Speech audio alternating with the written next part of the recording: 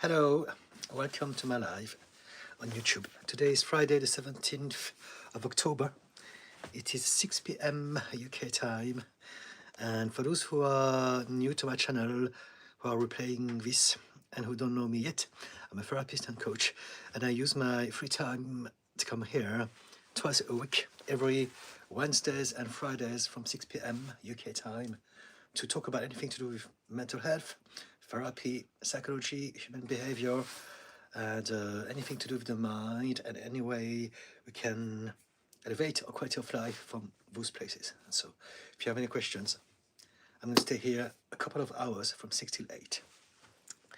The way I start my live, because I know it always takes a little bit of time for people to join and to see me and to get started, to get the conversation started, is by reading some of the posts that I put out on the day on TikTok and comment on them to give you an idea of what I do. And hopefully, by the time I'm done, some of you will have a better idea of what sort of vibe this life is about, and maybe even ask me some questions about themselves.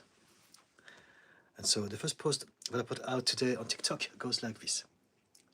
More becomes an addiction when enough isn't enough anymore. And we believe that we can only be happy when we have more. So this is to highlight how we easily look in the wrong place and we get addicted to wanting more because we are not satisfied of what we have now, forgetting that now is all that we have. Now is all that there is. And so if we're not satisfied with what we have now, it's not because we need more.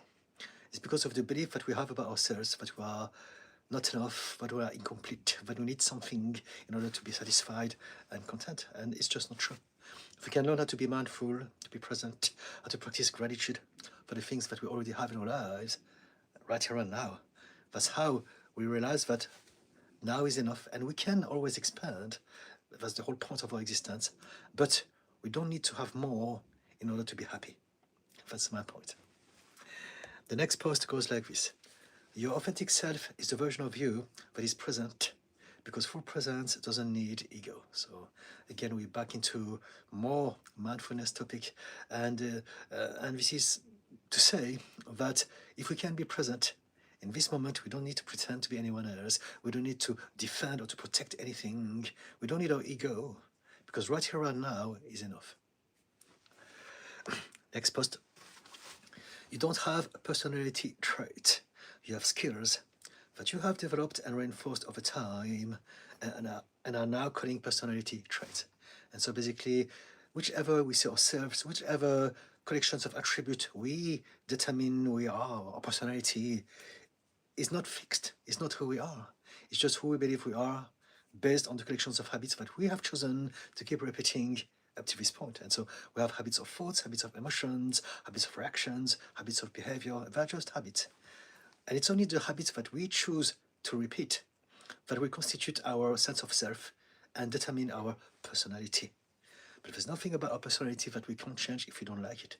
Nothing at all. We are designed to constantly evolve and adapt to whatever what we're going through. But the only reason we seem not to change is because we believe that I must have a sense of self. I must know who I am. I must have a sense of identity. I must be able to define myself. And the reason we need that is because the more we know who we are, the more we have the illusion of knowing what the world is about. We need to know who we are in order to have a map of the world. Our reality, our life, our experience is literally a reflection of how we see ourselves in this world. So there you go. Let me read the first comment. Ragamuffin Vision. Hello and blessings. Thank you, Ragamuffin. Lighthouse. Hello.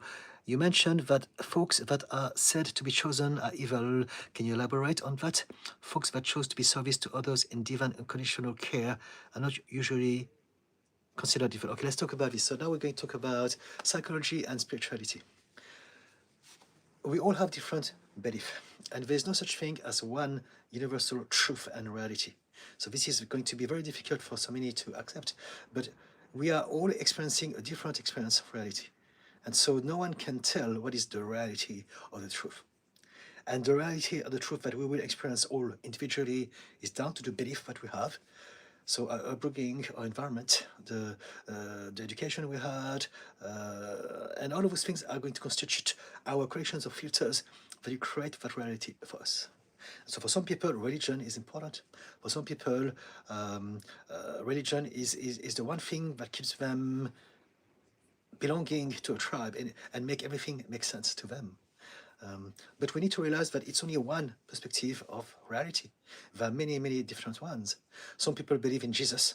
They believe Jesus is the best and everyone else is evil and bad.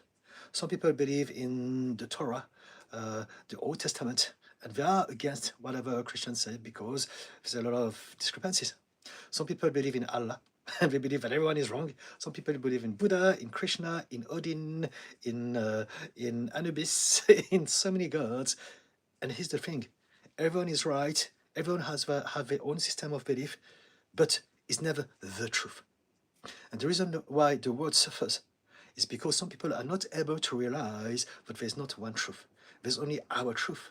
We can believe what works for us, but we can also respect other people. The cause of all problems in history since the dawn of humanity is the inability to accept that there's not just one truth. Everyone is fighting and trying to kill each other because of one reason. My truth is truer than your truth. And so because of that, now we have all those wars, all those colonialism, all those slavery, all those horrible stuff that humans have created all throughout time. And it's all down to one reason, because they're not able to accept other people's perspective, other people's belief system, other people's filters of whatever reality is to them. If we could realize that it's okay, I believe in this, you believe in that, I've got a friend who believes in Allah, a friend who believes in Jesus, a friend who believes in Bob Marley, and it's all good, it's all okay to me, it doesn't matter. I can love them all, but I don't have to tell them to believe in what I believe. And I can accept that this is their truth and it's also okay. As long as we realize that religion was originally intended to teach us how to love each other as opposed to judge and fight each other, then that's the main message, right? And so the chosen ones is the idea that some of us are better than others. The chosen ones is the idea that some of us, through what we do, or through our birth, or through our tribe, we are better than others. And that's why it's so wrong. As long as we believe that I'm the chosen one, it means that the other ones, they're lesser than me, they're inferior. The reason the world suffers is precisely because of that. Some people believe that they're better than others, and some others believe that they're lesser. Or everyone believes that they're better. But whichever way we look at it, it is the comparison and the inability to expand our mind and to accept others' perspective that creates all the suffering in this world. And so when people say, I'm the chosen ones, and you say, folks that choose to be to service to others in divine unconditional care, this is precisely it. They believe in their thing, and in their mind and in their tribe, it's okay. But it stops there. It is their perspective of reality, and this is the thing. All the worst atrocities in history were founded on wanting to make the world a better place. The route, the path to hell is paved with good intentions. And so, for instance, the Nazis in World War II, they had their logic. We want to make this world a better place. We want everyone to be Aryans. It was the perspective. For them, it was true. For them, it was the absolute truth. And so here you go. It was not good for everyone else, but for them it was. And so in that instance, it's not good. And it's the same with a lot of things that we are seeing today with Palestine. It's the same. All those horror that we are witnessing for more than 2 years are because a lot of people believe that we're going to do this for the right reason, for God, for their justice, for their special promised land. And it's all very, very toxic. Evil is born from dehumanization, and dehumanization is born from the idea that we're the chosen ones and the other ones are lesser. So yes, folks that are said to be chosen are evil. It's not that they're inherently evil. If you believe that you are chosen, you have a predisposition, you have a whole network that will allow you to become evil. That's what it means. You will not necessarily become evil. You may believe that you are chosen, but you may do different things, and that might be okay as well. I'm talking about those, and there's so many examples, again, through history, that have been demonstrating that believing that will allow them reigns over power over others and do all these horrible things. It's like all those Christians who colonialized so many parts of the world a while ago. They did it in the name of God. And they destroyed so many people, so many civilizations, so many millions of people. Horrors in Africa, in North America, in South America, all over the place.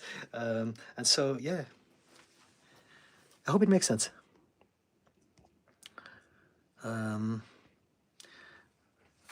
So tell me what you think about this, please. Again, I'm not having a go at anyone. I'm really highlighting something that many of us can see, but not everyone, depending on what level we've been conditioned to believe that our truth is the only truth. Some people will not agree with me, some people will not be able to agree with me, and there's nothing I can do about it. But I hope that there will be enough people who will get it, or people who get it already, with whom we can have that sort of conversation together. Ragamuffin, do you believe it's possible to heal the eyes without needed glasses through meditation? I've had bad vision my whole life with thick glasses. According to Aldous Huxley, it's possible. I know that it's possible. I know some of my friends have done those sort of things. I don't know to which extent, but I know that there are a lot of things that can be done through meditation. It's not just doing one meditation. It's understanding the connection between your mind and your body. And so basically, it's understanding how everything about your body is the result of a lot of unconscious systems that can be addressed through from when you are in a certain state. So the state of hypnosis, the state of meditation. So essentially, it is possible in some capacity to change some things about our physical conditions through visualization, through hypnosis, through meditation. It is absolutely possible. But now, to which extent, it depends on the individual, it depends on the case, it depends on so many different things. Is it possible? Yes. Are you going to be able to do it? I don't know. Right? This is what I'm trying to say. But yes, it is possible to change some aspect of our physical health, indeed. Lighthouse, you can be chosen and not religious as well. Is the idea of chosen being evil is also a belief? Yes, because if you believe that you are chosen, you believe that you are special. And this is something to do with our ego. We want to feel that we are special. I'm chosen, I'm special, I'm better. Or maybe I want to be chosen because I want to have a meaning about my life. I felt like an alien, like a weirdo all my life. But suddenly I'm chosen. I'm going to belong to the Akhenatus or whatever people who believe or sort of alien stuff. And it's okay, it's fine. Again, I'm laughing because I can't say the name properly. But my husband loves those things and I'm okay with that as well. But some people need to feel that they're chosen to have a meaning in their life, to feel, finally I belong. I felt like I was on my own in this reality all my life, and suddenly now something makes sense, and I believe that I'm chosen, and they need that to feel that they belong to something bigger than them. But whether it's from religion or from needing to belong, the idea of being chosen comes from the ego. If you can really go through a spiritual journey and realize that we are not just that version of ourselves that we believe we are every day, which is the human being, the self. We can zoom out and look at things, look at the bigger picture from the outside of our own body. Then we start to realize that all those things like wanting to be the chosen one are just illusions that our ego creates to feel good about itself, to feel important, to feel seen, to feel accepted. So we don't need to feel that we are chosen. Instead of feeling that we are chosen, we can feel that we belong. I belong. I don't need to be chosen. We all belong. It's just a matter of where I am in my own journey in this life so far compared to other people. We're all on this different journey. So yeah, I don't know if that's what you mean, Lighthouse. But in other words, if someone believes that they're chosen, this is always to do with ego. I need to feel special. I need to be seen. I need to feel that I'm important. And the reality is that we don't need that to feel important. We can accept that we are all already important. And I don't need to be more important than other people. If I can accept myself, I know that I'm important as far as the universe and the ecosystem is concerned, and society as well. But I don't need to prove it to others. If I need to prove anything to others or to self, this comes from a place of ego. And it's not necessarily bad, but ego is restricted. It's a limited experience of us. It's a good experience, but we can expand it. There's more to this.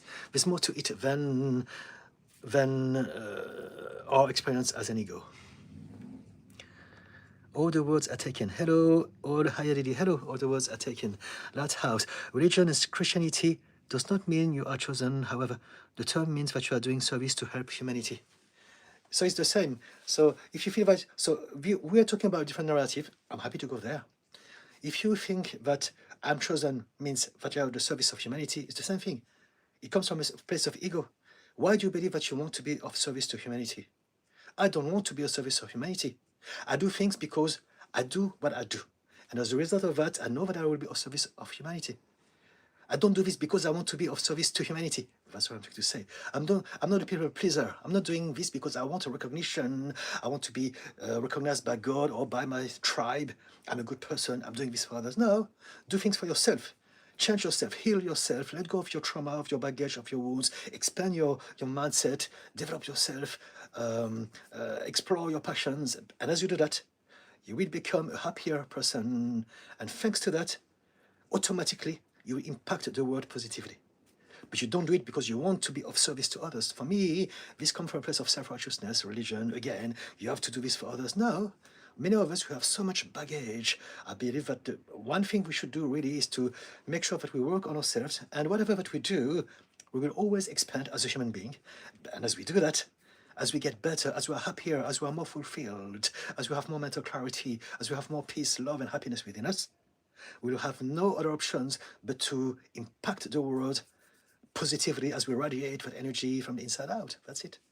But we don't want to do this because we want to be of service to others. This, again, comes from a place of ego. I'm insecure. I believe that I'm not enough. I can only be good if I do that, like people pleaser. Like when parents tell their children, do us proud. I can only be good enough and accepted by society if I make people proud. Or if they look up to me, as opposed to, I just want to be happy. I just want to be my best at being happy. And if you are happy, you'll be kind. You'll be helpful. You'll be compassionate and empathic. And so that's the difference. It's not what you do, it's the energy that drives it. I hope it makes sense. Ragamuffin, thank you for your time, my brother. Much love. Thank you so much, Ragamuffin.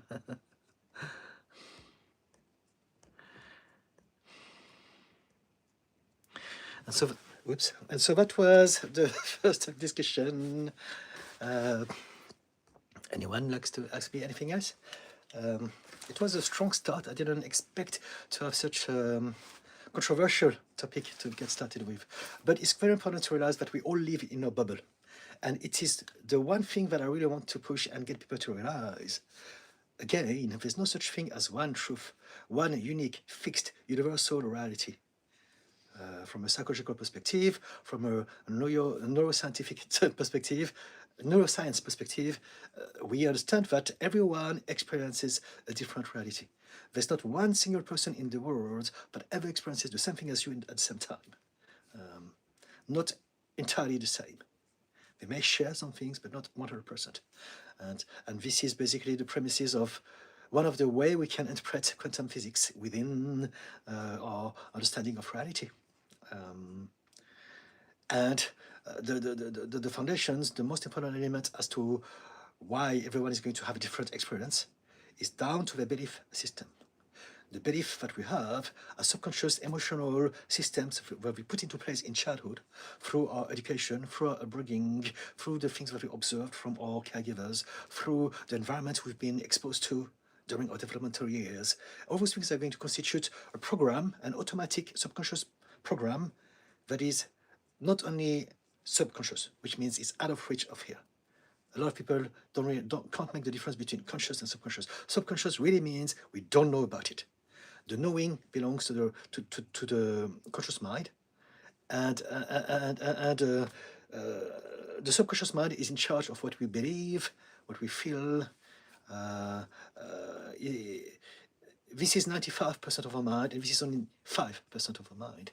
But if we're not being taught that, which is the vast majority of people, we're going to believe that we are in control of everything here, and we're going to also assume that everyone is thinking like us. Everyone thinks like me. Everyone feels like me. Everyone has the same belief as me. Because I behave like that, people should behave like that too. Because otherwise, they're bad. And we are basically self-centered. And we create all the problems in the world because of that. I believe that all the problems in this world exist because everyone projects their own reality, unaware that everyone else has a different reality. And the only way to fix this, and this is my battle, and I'm writing a book about this, I'm trying to find a way to explain it as simply as possible. But really, if you can accept that we're all different, we all have different belief system, different trauma, different emotional triggers, reactions, but no one is good, no one is bad, then we can heal together, individually and collectively.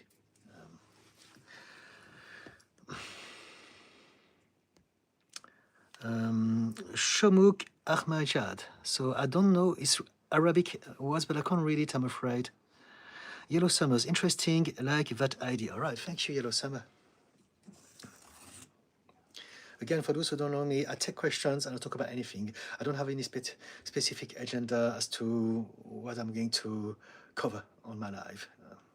So if you have anything you'd like to ask me, again, psychology, mental health, therapy, but also spirituality, mindset, mindfulness, just ask me.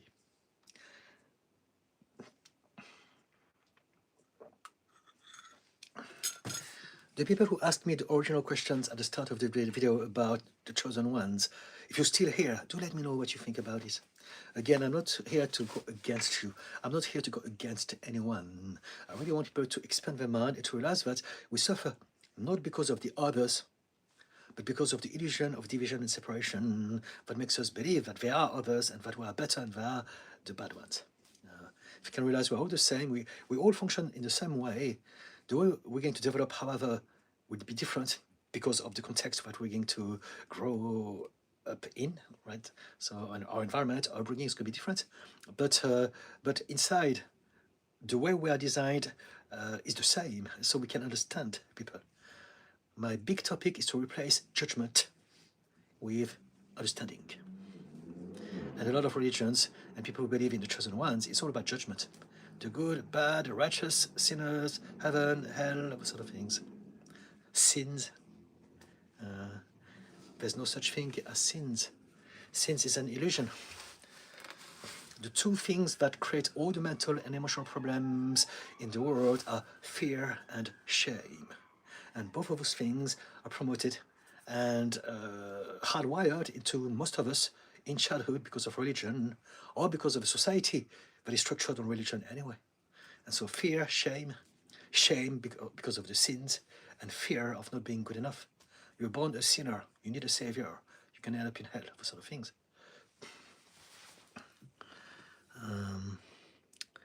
Neo said hi. Hello, Neo. Yellow Summer. Yes, okay, thank you. Neo, clapping hand, thumbs up, thank you. So what I'm going to do, if I don't have any questions for now, I'm going to read some more of my posts on TikTok and comment on them. And hopefully by then, some of you will ask me something personal, hopefully.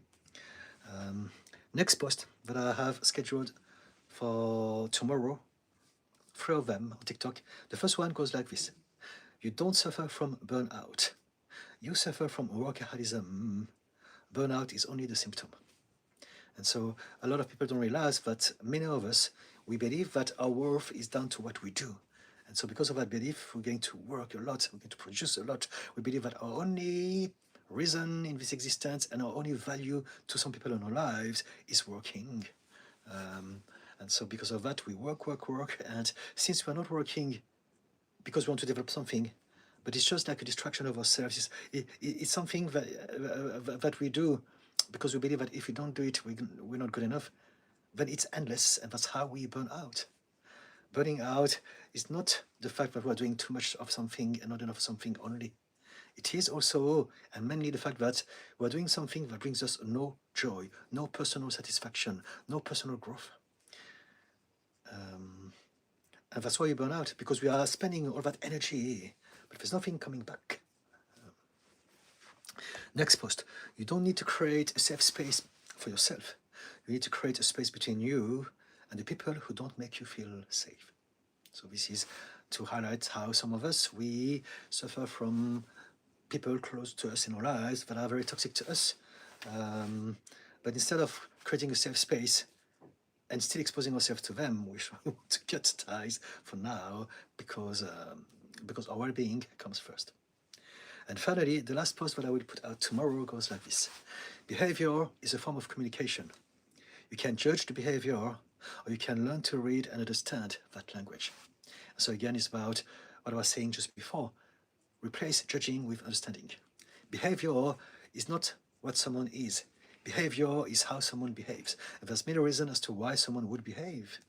And so what we want to do is to understand how we can read behavior, as opposed to judge people because we have some idea that if someone behaves like that, they're bad. If they're angry, then they lose control, then they're weak. If they are too sensitive, then there's something wrong with them, or whatever. And really, it's not like that. People are the way they are because of X, Y, Z. No one chooses their personality. We are which we are because of the things that happened to us in childhood and how we have adapted to those things as we grew up to this point now. And so if you can understand that, now we can be kinder, we can be more patient, we can be more empathetic. And so, yeah. Now let me read a couple of comments. Dances with Bees. Hello, Didi. I pop into quite a few of your posts. Yesterday in comments was, could you please discuss anger? I'm working on regulating my nervous system around this. Okay, we can talk about this. Yes, I remember you. So let's talk about anger. Anger is a big topic. So I can only talk about it at a superficial level at this point in time, since I don't know you. If you can give me more details, we can explore more in specificity how it relates to you.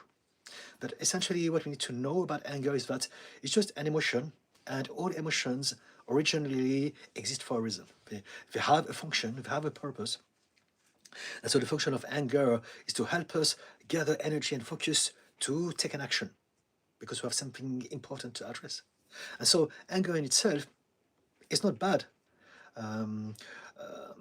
Emotions can have a primary or a secondary function in our lives. And so the primary role, function, purpose of anger is to help us gather energy and to express ourselves whenever we feel that our boundaries are being crossed.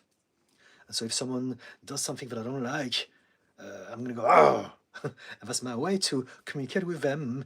I don't like it. I'm not happy about this. And so this in and of itself is not a problem at all.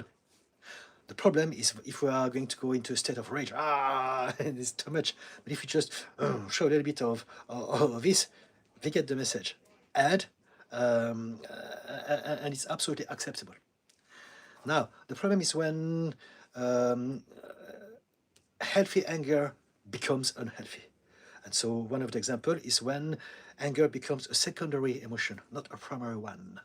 And so what it means is that if we have repressed anger for a long time because we believe that anger is bad, we have associated shame with anger. We've been taught when we grew up, if you are angry, then you are not in control. You must control yourself. You must control your emotions. You must be stronger or better. So because of that, we're going to repress the anger that was always natural. And here's the thing. Emotions are energies that go in our bodies in and out at the time, and they must be processed. If we ignore, if we repress, if we avoid an emotion, it's not going anywhere. So it's going to be trapped in the body, and it's going to linger and create some stress and edge, and we're going to be easily irritable, but it's still going to be there until at some point we can't hold it anymore, and it will come out. At the wrong time, for the wrong reason, at disproportionate level of intensity. And that's when it is unhealthy. We only suffer from unhealthy anger when we have repressed the healthy anger in the first place. And so we want to realize and recognize the difference between both. We want to have a better relationship with our anger. We want to feel, we want to safely find a way to let it out. We want to realize that also stress, built-in stress, creates more anger. And so, so there are many different aspects. But many different ways I can address the topic of anger. So that was one thing. Now let's talk about stress. If we are often stressed out or overwhelmed, if we live in a state of discomfort, if you are physical pain because we have some illnesses that are lingering or any of those things, now we're going to be more irritable and we're going to be more easily angry. We're going to get angry more easily. Right? And so that's another thing. So again, the problem is not anger. The problem is to address anything that causes stress, anxiety, overwhelm, tension, pressure, all those things. We want to find a way to, number one, limit our exposure to those things, to those triggers. And number two, let go of the inbuilt stress that exists within us that we wake up with every single morning. So we can do some yoga, we can do some meditation, we can go to the gym, we can sing and dance, we can walk in nature, we can shake, we can do all sorts of things, we can hum. There are tons of things that we can do. But we want to address stress, essentially. Otherwise, we're going to build up again a lot of that energy inside of us, coupled with the repressed anger. And so that's another way to look at it. Now, there's also the fact that some of us have conditions. And so if you have conditions like me, if you have ADHD or CPTSD or borderline personality disorder, you'll have a high propensity for anger. And it's not because of you being weak or bad. It's because your brain has developed in a way that is more reactive than other brains who didn't have trauma to deal with in their childhood. That's it. When we go through a lot of adversity or neglect or any type of hurt for childhood, our brain is going to develop in a way that adapts to that, and now it's going to be hypersensitive. It's going to be hypersensitive to light, to comment, to facial expressions, to change of temperature, to anything at all, and anything that's going to create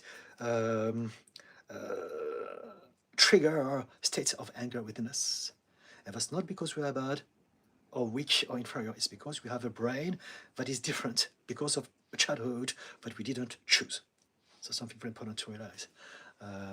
And so there's all of those things, and they can all also accumulate. It's not just one or the other. It can be all of those things all together and so much more. And so anger is a big topic. So now we're coming to the moment where I'm going to ask you, how do you experience anger in your life? And so we can tackle it maybe in a specific way for you. Dance with bees if you want.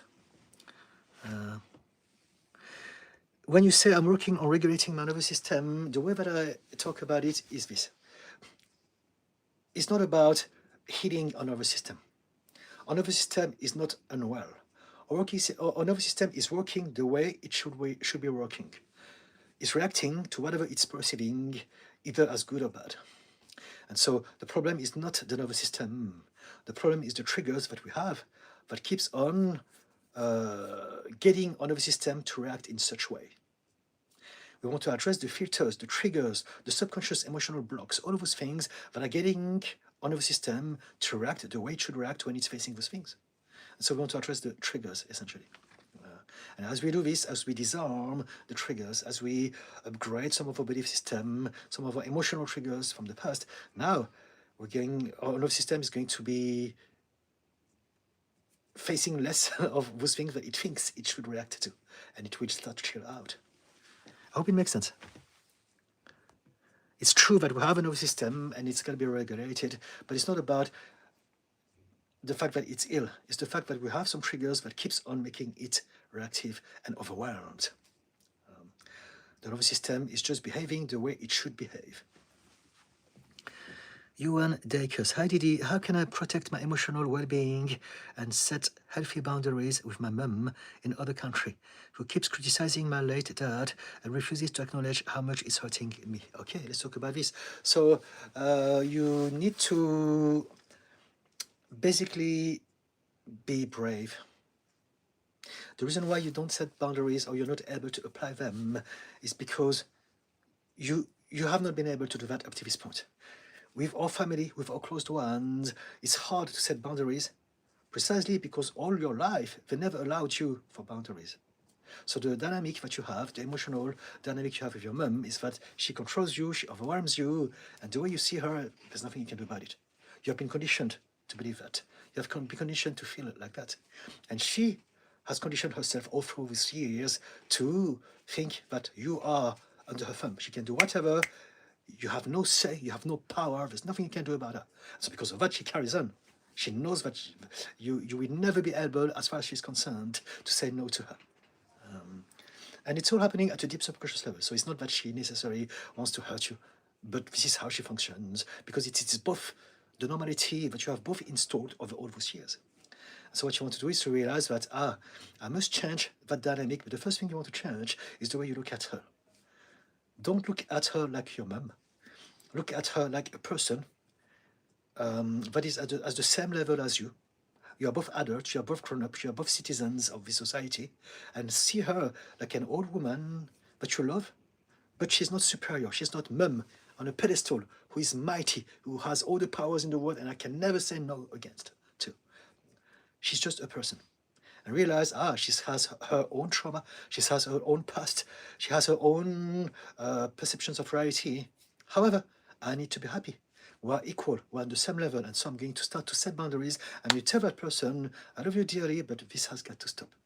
You have to stop speaking about my dad like that because it makes me unhappy. So you've got to tell her what is a boundary. A boundary is not about telling her what you don't like. It's about saying to her, I don't like this, and if you continue this behavior, I will do this. This is what a boundary is. Just saying what you don't like is worth nothing, because she will walk all over you the second right after, because of the dynamic that you have created over the years again.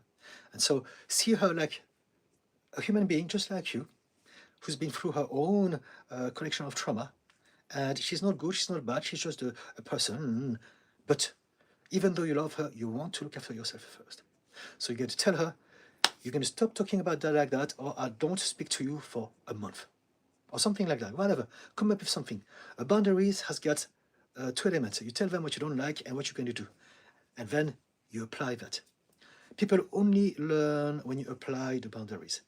It's the only, if you just say things, it's never going to work. This is not setting a boundaries, it's worth nothing. You have to apply, you have to show them that you mean business.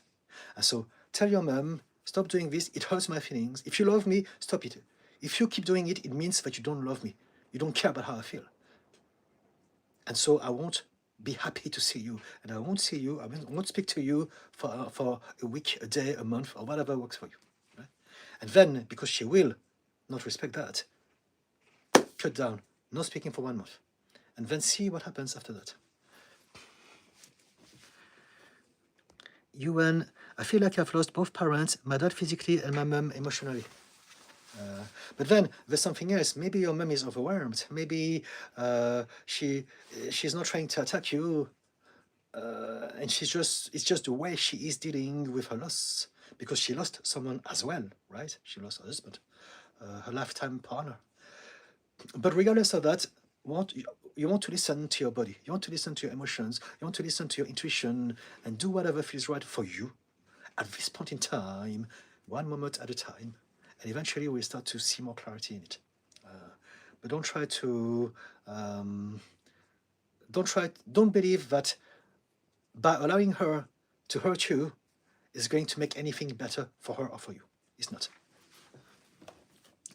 JT Valentine. Oh, hello. Long time no see. I've been wondering where you were. I saw you in my comments since the last time we had a little altercation. I'm glad that you're here, and hopefully we can have a conversation with a clear mind. JT Valentine. If you suppressed emotions, I would suggest emotion code. It's a practice that can realize your trapped emotion. Okay, fair enough. I don't know about it. I'm going to Google it because I like to be curious. I've got my own systems. There's a lot of different systems when it comes to therapy to address emotions. But let's see. Is it emotion code? Is it a list of... Okay, emotion code. It's a book. And... it tells about which part of the body emotions lie. Okay, so there's a lot of people who talk about it and write something about it. I don't know about that book, but I understand that there is something about it indeed. And so if it worked for you, good on you. I believe that it's oversimplified, personally. But I know that some people find sense in that, so fair enough. For suppressed emotion, the best way that I found works for most people is to really understand how to feel, how to have a better relationship with your emotions, and start to address them instead of having a idea of what it could be, just really go and explore what the experience of feeling them is going to give you in that moment. Because we're all very different. But okay, thank you for your input, JT Valentine. Nevertheless, dance with bees. I've been diagnosed with borderline personality disorder at 16 now, 48, and never was aware of my reactions have caused stress and pain like you're speaking about. Okay, if you have BPD, you will create a lot of stress. Of course, yes, absolutely. If you have BPD, you're going to be seen like the body, like I have been. I was an a-hole. I was a horrible human being, and there's nothing I can do about it because I didn't know about the things that I know now.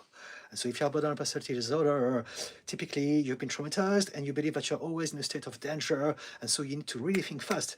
Who is safe? Who is not? Who is a friend? Who is a foe? Who must I love? Who must I hate? We split. And very quickly we must come up with some hasty decision and judgment. And when we have decided that someone is bad, we're going to react and use anger to destroy them, to manipulate them, to control them, to do anything. Because if we don't do this, then they're going to do this to us. This is what we believe. And so basically when you have BPD, the main problem is that not only you react, you are unable to regulate your emotions in the moment, but also you're going to think about it.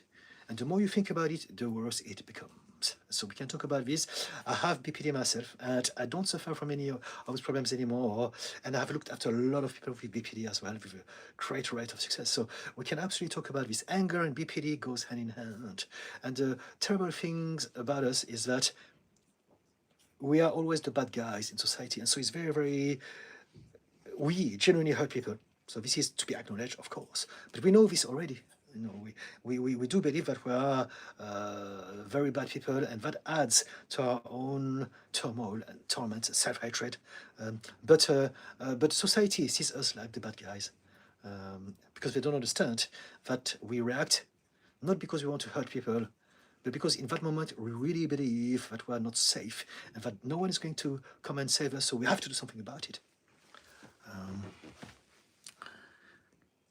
So yes, we can talk about your BPD if you want, Dance with Bees. Diotima of Maintenir, I found changing my environment was the cure.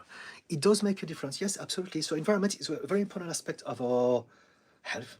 And so whenever I talk about those things, I always talk about 3 elements to address our problems, whatever they may be. But especially within the context of mental and emotional health, the first thing we want to do is to address the emotional subconscious triggers that keeps us reacting and feeling in a certain way and thinking in a certain way that are creating the problems in life. But then the second element is our lifestyle. And so this is so, so important. The way we address and look after our body will directly affect how we think and how we feel. So this is number 2. And number 3, environment. Who you surround yourself with. Are you in a place where people are supporting you, lifting you up? Or are you in a place where people are belittling you, making you feel unsafe, making you feel full of shame? And it's so, so, so important to realize that the 3 of those elements are important in order to feeling. It's not just this or that, it's the 3 of them. And so a lot of people say, I don't have enough money, I can't afford therapy, which is number 1. But it's okay. You can still address number 2 and 3 in the meantime, and that will already make a huge difference. So lifestyle, do you sleep well? Do you eat well? Do you move? Do you spend time in nature? Do you socialize? Do you think that make you happy? Do you meditate? All those things. And environment, who do you hang out with? Are you in an environment that is stressful, where you're being asked to do things that you don't like to do, but you don't want to do? Do you feel that people are always ignoring you or belittling you? Do you always feel unsafe? Or do you feel seen, accepted, supported? That's the difference. So yes, so we're done. So maybe for you, Diotima, the main thing, element of the 3 was your environment. Good on you. Nise Jones, they follow. Petra Guzik, hello. Share Bear. Thank you for the content you provide us. Thank you so much, Share Bear. Killer Kirk, heart emoji, thank you. Petra Guzik, good evening to everyone. Good evening to you. Diotima of maintenance. We can try, but it is okay to have healthy boundaries. Of course, yes, healthy boundaries are super, super important for all of us. But especially if we have troubles with our family or some people in the past. It can be close friends, it can be exes. Nils Jones saying no is the start. Is the start, yes. But you'll be surprised, for many of us, the simple act of saying no is the hardest thing in the world. Nils Jones, learn the lesson of why you're saying no.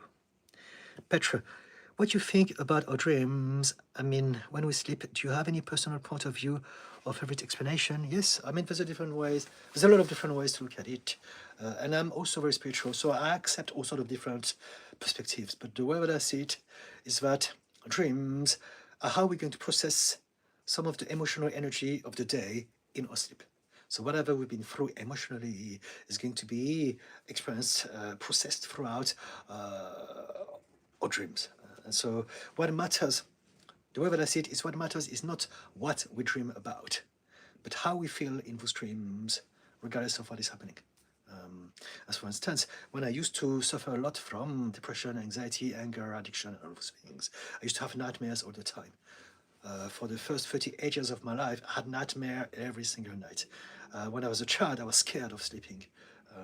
And I ended up being alcoholic and drug addict because I had to knock myself out to sleep because I was so terrified of sleeping, because I would always, in my dreams, suffer the same thing I've been suffering in childhood. I'd be pursued by my bullies, and as I run, I would feel that my legs are becoming heavier, and I couldn't move them, and I could feel they're coming closer, going about to hurt me again, and I would wake up in tears, in sweat, like that, and so basically I was still suffering from all of those things, and because of that, in my dreams, I was living them again. But eventually, as I started to heal, as I started to change, my behavior in my dreams changed. The dreams stayed the same, but my behavior, the way I felt about myself, changed. And so I would be in the same situation, running after me. But then, at the beginning, I was able then to run for the first time, like in a lifetime. And I was like, gosh, I can run. And then, eventually, I could even run and realize, you know what? I don't need to run. I can stop, I can turn myself around and look, there's no one. I don't care. Oh, come to me. I'm going to deal with you. And that's when I realized that I started to heal. It's not about the dreams, it's about how we feel about ourselves in our dreams. And even to the day of today, I still have some dreams which are similar to a lot of dreams that I had in the past, where I get lost and I have to find my ways, and I'm late, but I'm never stressed, I'm never scared, I'm never anxious. I'm like, yeah, whatever, and life is good, and that's the difference. So this is how I basically explain dreams. Whatever we go through is not what we dream about. I don't believe that dreams have meanings. There's a lot of books about it, but if you explore this, you would realize the different book, depending on which country it's written from, will have different meanings. And this is the thing, because everyone has got different way to use symbolism, right? And so, for instance, if you get married in the Western world, everyone dresses up in white. It's the idea of purity. But if you go in China, white is the color of death. So it's not really much. So again, big color, big symbol, but everyone has a very different emotional attachment to that symbol. And so when people get married, it's going to be red, gold, but no white. And so when it comes to everything else, it's the same. When people say, well, if you dream of a snake or a raven or a cat, this is what it means. No, it depends. It depends which culture you're in. If you have never traveled and you use a book that is about your culture, then maybe it's going to be quite accurate, because the symbolism would have been around for a long time. But I don't believe that there's something in our dreams that can tell us about anything in regards to what is happening. For me, it's more about how we feel. That's how I look at it. But I also understand that sometimes we can have and experience astral projections, and so this happens. I believe in those things, but this is a whole different conversation, and because it's not my topic of specialization, all I can say is that I'm open to all sort of things, but the way that I use dreams, because everything that I talk about has got to be useful in some ways. It's not just about me sharing what could be. It's really about sharing notions that can be used in a productive way. And so from the perspective of a therapist that I am, this is how I see it. The dreams are very, very important to tell us about our emotional state, essentially. And I haven't had bad dreams in years. And this is a testimony of the work I've done on myself. Diotima of Mantinia. In peace of mind, you can deconstruct everything. When you understand, you have compassion, but I still don't want to be around energy that aligned with who I am. It's a drain. We are all on a different journey, and we are all doing our best to find out about all those things. So I wish you good luck and all the best with your journey. And it sounds like you are doing all right, right? Terwell, the Ponderer, fight or flight. I'm not sure what yes, maybe I was talking about survival. Ewan Dakers, thank you for the advice. I've been trying to get my mum to see that she has hurt me through my grieving process, but she hasn't ended the correspondence with blaming me for the tit for tat. You may not be able to get her to see. This is the thing. You can try, but if it hasn't worked, maybe let it go. And just tell her, I told you this, and if you don't accept it, I'm not going to speak to you. That's it. Some people, especially people from a certain generation, and I'm thinking about my own family here, they are so caught up into their belief and their fear of being judged that for some of them, it's impossible to accept that they're wrong. It's just not possible. It's going to create so much hurt in them. So it's still not right for you. But if you can realize that it's not that they don't want to acknowledge you, it's that they can't.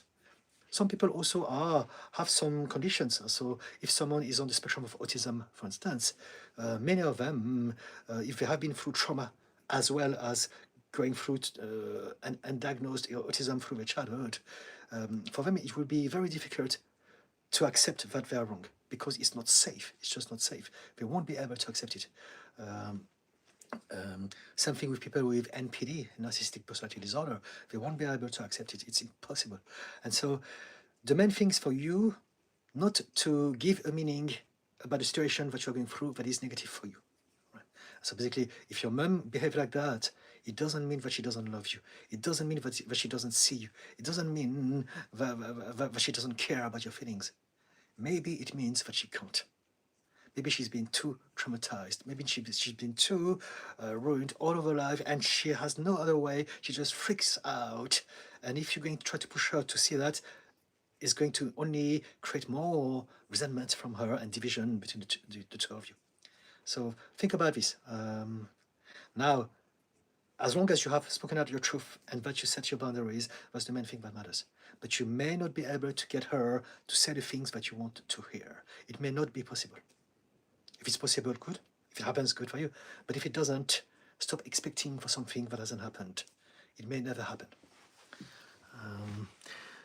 I wrote a post that I haven't put out yet, and it goes like this. Healing is not found in the answers. Healing is found in the release. So if you can release, let go of the need to find answer, that's when we have really healed. If you can have answers, it's good, it's easier, it's better. But for some of us, we may never get answers. And being able to accept that some answers will never be answered, then that's how we heal. That's how we get to that state of release, letting go, surrendering all of our pain and frustration back into the universe and saying, okay, I don't need to know. I'm going to focus on my own happiness now.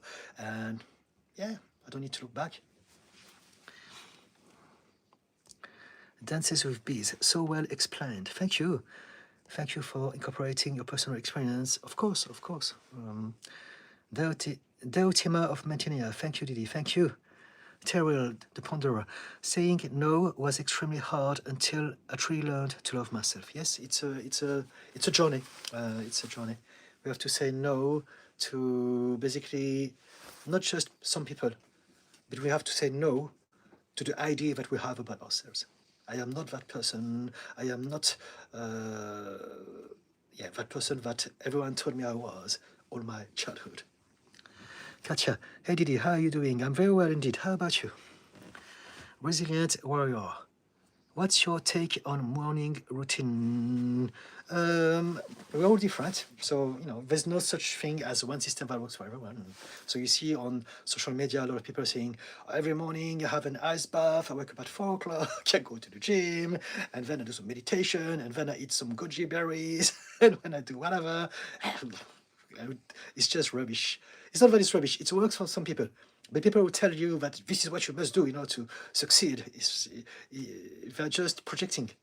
They forgot that they're not the center of the world, and because they've learned a handful of things that work for them, doesn't mean that it's going to work for everyone. Some people wake up early, some people wake up very late. They're all sorts. It doesn't matter. It's about you finding out what works for you. But there's one thing that I can recommend you as far as mornings are concerned, is to realize that when you wake up, as soon as you wake up, for a few split seconds, you're going to download the program of who you believe you are. So basically, you're sleeping and then you wake up, and in that moment, very quickly, you get to ask yourself, I'm coming back to consciousness. What is that reality about? What is that world about? Who am I? What is my name? What do I do? What do I like? What do I dislike? What do I believe is available to me? What do I believe is not available to me? What is my personality? What is my character? What is my strong point? What do I like? Do I like strawberry or not? Do I like spiders? And all those things are going to be downloaded in one split second. And even stuff to do with our body. If you have some chronic pain, where's my chronic back pain? Oh, it's there. Oof. Oh, there again. Whatever it is, now it's going to come back, because in that moment, we're allowing for the program to be on. It's like in the Matrix, we are plugging the thing here and pressing the button, and we are back into the self, the ego, the version of us that we believe we are because of our past and our belief system. And so there's something that we can do in this moment. Not everyone can do this, but if you have an awareness of this, the first thing you can do is to spend some time into that zone when you are not fully awake, and then instead of going back into your routine straight away, and the worst thing you can do is to check your phone. Keep your phone away from your bedroom anyway.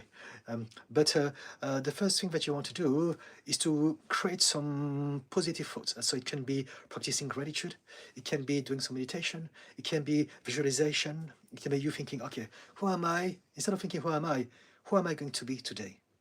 And visualize how you're going to see yourself. Visualize what are the three most important things today that I want to do. So visualize yourself doing those things. Visualize your body language, your posture, your face, your voice, the energy that you radiate. Visualize yourself doing those things and being successful and enjoying and connecting with people, and start your day with some positivity, with some happy thoughts, happy energy, happy feelings in your body. And that will dictate a much better, that will offer a much better start to your day than if you just absorb automatically your program, typically by checking your phone. In that moment, that's it, you're doomed. In a few split seconds, you're back into where you were last night. But before that, if you can visualize what you want to do, who you want to become, what you want to change, what you want to feel, what you want to experience, what you want to daydream about, or if you just want to be grateful, practice gratitude. You know what? I love life. I love those people. I love the things that I do. I love my hopes, my dreams. And then that will create a different shift of energy and a very different start to your day. So that's the one thing that I would suggest to everyone. But again, there's always these other things we can put. You may want to play some music and dance or sing. You may want to do some yoga, or do a little bit of exercise, some stretches, some tai chi, whatever. There are tons of things that you can do. It doesn't matter. It's about you finding out what works for you. But before you do that, be aware that the first few split seconds of your awakening is when you're going to have a chance to upgrade how you're going to feel, how to set up your program for the whole day. Thank you for your heart. Katja, I don't know how to meet people anymore. I don't have friends since more than a year now, and I don't know how to create a relationship with anyone anymore. Okay. Have you ever found it difficult to connect with people? Are you neurodivergent? Are you on the spectrum of ADHD or autism, or do you have CPTSD? Because that would explain why you have some difficulties connecting with people. And if that's the case, what you want to do is to connect with the right kind of people. I'm going to be honest with you. I myself, for a while, after the pandemic, I was also a little bit lost, even though I should know how to do those things. But somehow I was back into that place where I didn't understand the world again after the pandemic. And that reminded me that we are all different, and for some of us, because of the way our brain is designed, we won't feel a natural connection with people, with society, with the outside, with the world. And so when that happens, we want to basically hang out with the right people. We want to realize that there are some places and some people with whom it doesn't work for us. We don't want to belong everywhere. We don't want to be friends with everyone everywhere all the time. We want to connect with the right people at the right place in the right time. And so, yeah, what do you like? What do you enjoy? Do those things, go in those places, and you will meet the right people as you do this. But don't try to fit in. Don't think, what's wrong with me? I should be comfortable in society, and I'm not. Because the more you think this about yourself, the more you're going to create that persona, the more you're going to self-hypnotize. What's wrong with me? I can't connect. There's something wrong with me. I'm different. And because of that, you're going to feel like that. It's going to be terribly difficult for you to connect with people then. Again, you are conditioning yourself to believe that. So instead of that, just chill, do your best to be happy, to be in places where you should be, doing the things that you should be. You can be in a park to chill out, you can be in places where you're going to learn things, work, connect with people, but with a specific purpose. And then that's when you will meet the right people. Does it help, Katie? Katya, or not? Dear Tima Mantinia, my bliss is my problem. Solitude fuels my creativity, but it isolates me because I challenge illusions and can't conform to them. Okay, so let's talk about this. You have created a problem that actually is very common, and this is only because of one reason, because you have forgotten about the element of time. And so when we do something, it doesn't mean we have to do it all the time. There's a time for everything, and each moment is different to another moment, and each moment is followed by another moment all the time. And so it means that there's a time for you to be on your own and create, and there's a time for you to learn how to come out of your grotto and speak to people and communicate with them again. That's it. Solitude fuels your creativity, but you don't need to create 24/7. There are times where you need to go out to the supermarket, buy some food to eat, for instance. And so in the very same way, there are times where you want to go to the gym, there are times where you want to maybe socialize in certain places with people who have the same sort of creative endeavor as you. You know, if you're creative, there are a lot of people who are creative, but you can meet. And it doesn't mean meeting groups necessarily. You can meet some small amount of people. For instance, just 1 second, please.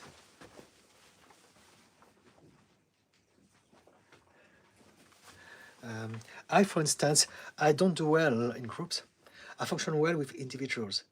I see people on a one-to-one basis, or sometimes there are two of them, but it's okay. But as soon as people are in groups, they're not themselves anymore, because they're going to conform based on who they believe they should be in a group. And so now they're not themselves anymore, and I have no interest in being with people like that, and that may even affect me. If I end up in a group, I may end up slightly different because there's still a part of me that believes that I should behave in such a way because this is how I see myself in a group.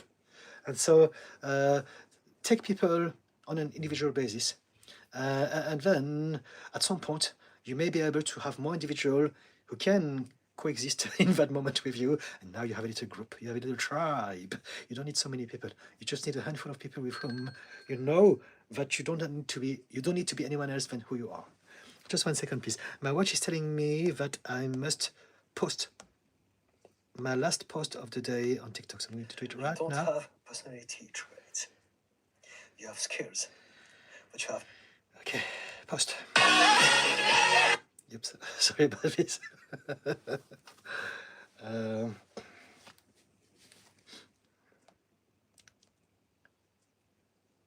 Okay, that's out. Let me come back to where we were. So yes, does it help, Tima? Terriel the Ponderer.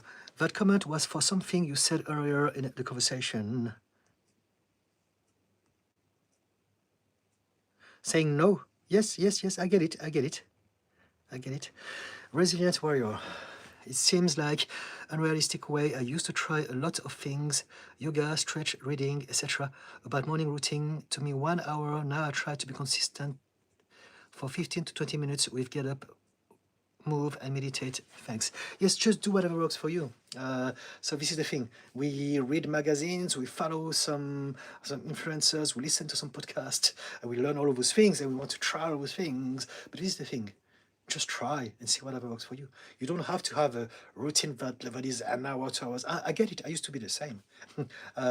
For many years, I used to read Men's Health magazine. I'm talking back in the 90s and the 2000s, and I was religiously trying to apply all those things. That was before we had now podcast and all those things on YouTube, but are much more informative. But I was obsessed with creating a perfect lifestyle, to have control of my life and to optimize my quality of life.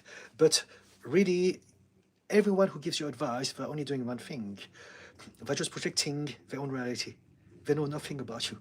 There's not a single system in the world that works for everyone. And so it's for you to find out what works for you and how you can concoct your own recipe. Try different things. There's no right, there's no wrong. There's only whatever works for you. And you have millions of things to try. And so if you can find something that works for you for 20 minutes, good. If it's more, if it's less, it doesn't matter. It's about you going through your life and trying and testing different systems so that you know what is best for you. So well done, Resilient Warrior. I think you're doing this now. Resilient Warrior. Didi, thanks for the reminder about your post that life is not about always problem solving. It's about exploring and experiencing, and everything is not a waste in time. It's all experience. Yes, absolutely. You never waste your life. You never waste your time. You never waste opportunities. You never waste people. You never waste anything. Because life is an experience. And so everything that you go through is part of the experience. If you see yourself as someone who's wasting things, if you listen to people who tell you that, it's because they are projecting their own insecurities, hurt, and fears over you. So if we grow up in a place, and that's very often the case, if you grow up in a society and culture that is telling us, you must try harder, you must do this, you must do that, otherwise you're weak, otherwise you're wrong, you're inferior. Now people are having the faith, you've got to do this, because we're projecting their own fear. You don't have to. My whole conversation is to teach people to be more compassionate with themselves, to be more kind, to be more patient, to be more understanding of self and others. We want to let go of the righteousness. We want to let go of the hardship. We want to let go of the, it's not your fault, but it's your responsibility. No, it's not your responsibility either. We don't choose trauma. We don't choose anything. We all do our best anyway. If you say something, if you tell someone it's not your fault, but it's your responsibility, now we're creating pressure, we're creating shame, we're creating pointing finger at someone. This is exactly, precisely what we all suffer from. And the vast majority, 99.999% of coaches, therapists, influencers online don't get this.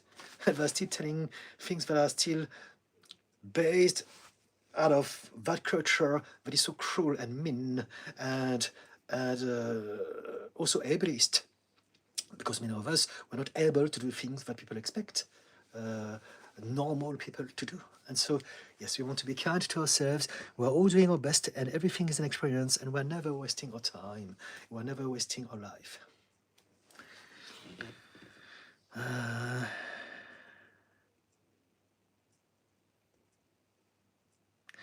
Dear Tima, Didi, you're absolutely right.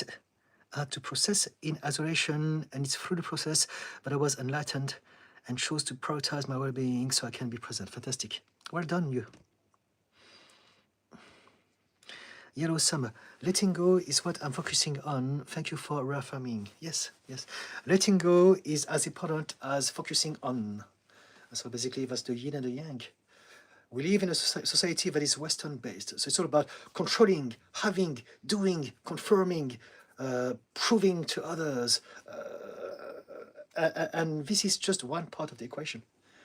Control, control, control. Instead, we want to realize is that there's a time to focus, and I don't even use the word control because I don't believe that we control anything.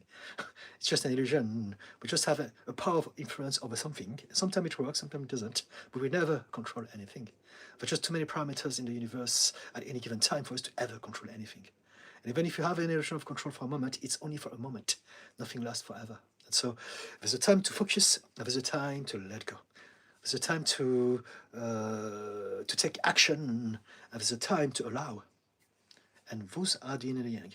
If you can find a right balance between those two, then we will be optimizing the flow of energy. And we'll go along with that flow. But the reason why the Western world is always about doing as opposed to allowing is because it is a system that lives in fear. The fear of the unknown, the fear of the uncertain, the fear that we may be subject to bad things. And so we must control always all the time. And so now we're talking about something else. In order for us to be able to surrender, we must find a way to trust the universe. We must find a way to have faith, to have hope, to have optimism, because otherwise we can't let go. And what most people don't realize is that there's so many of us that live on a survival mode. Stress, unhealed trauma, reactivity, and all of those things are creating that state where we feel that we need to fit in, we need to prove ourselves to others, we need to be successful, we need to do more, and we are always in that zone, and we are never letting go, we're never chilling out, we're never surrendering, we're never yielding, we're never just appreciating this moment, feeling safe, feeling full and complete, and not needing anything else but this moment. And it is the ability to go between both that can solve all of our problems. Angela Ramsey, hello Didi and all there. Hello Angela, reborn if the ... Okay, let's see what's next. Katya, as a morning person, morning routine works, but don't exaggerate. Everyone is different. But I agree with you. We don't need to believe that the secret of success is in the specific things we're going to do in the morning. All through the day, we can take actions, do things, or allow things that are going to make us be in an optimal state. Angela Ramsey, do you have thought on self-sabotage? Yes, it's one of my specialisms. I think I may be subconsciously sabotaging things that could be my true purpose or the way forward. If I have clarity, I don't have the juice, and vice versa. Okay, so self-sabotage, it's a defense mechanism. When we have self-sabotage, it's because there's a part of us that believes that some of the things that we want here is not available to us. And so this is what we think, this is what we believe. And so, for instance, let's talk about anything. It could be your health, it could be money, it can be love, it can be purpose or belonging. If you believe that something is not available to you, no matter how much you think you want to have it, your belief will take over. And so essentially, your emotional mind is much, much more stronger and powerful and quicker than your conscious mind. And so now there's a discrepancy. I want this. I know that if I want to have success, fortune, love, all I have to do is to do this. But if I don't believe in that, now my subconscious mind will self-sabotage. It will get you into a state where you're going to overthink, what you're going to say or do the wrong things. It is going to create a state of procrastination. It's going to create negative self-talk. Any of those things are systems that we have put into place because we believe that that thing that we want is not available to us. And so to address self-sabotage, we want to address those emotional triggers, blocks that are to do with our childhood and anything that get us to believe that because that thing is not available to me, I need to protect myself from that thing. If I've never been happy, if I've never been loved, if I've never had money in childhood, then there's a part of me that is going to believe this is not good, it's dangerous. I don't know what it is, I never had them. And so now your subconscious mind is going to think, we're going to protect Angela from it. And it's like Icarus coming too close to the sun with its wax wings. So to keep you away from the sun so that your wings don't melt and you don't end up falling to your death. And so self-sabotage is a protection mechanism.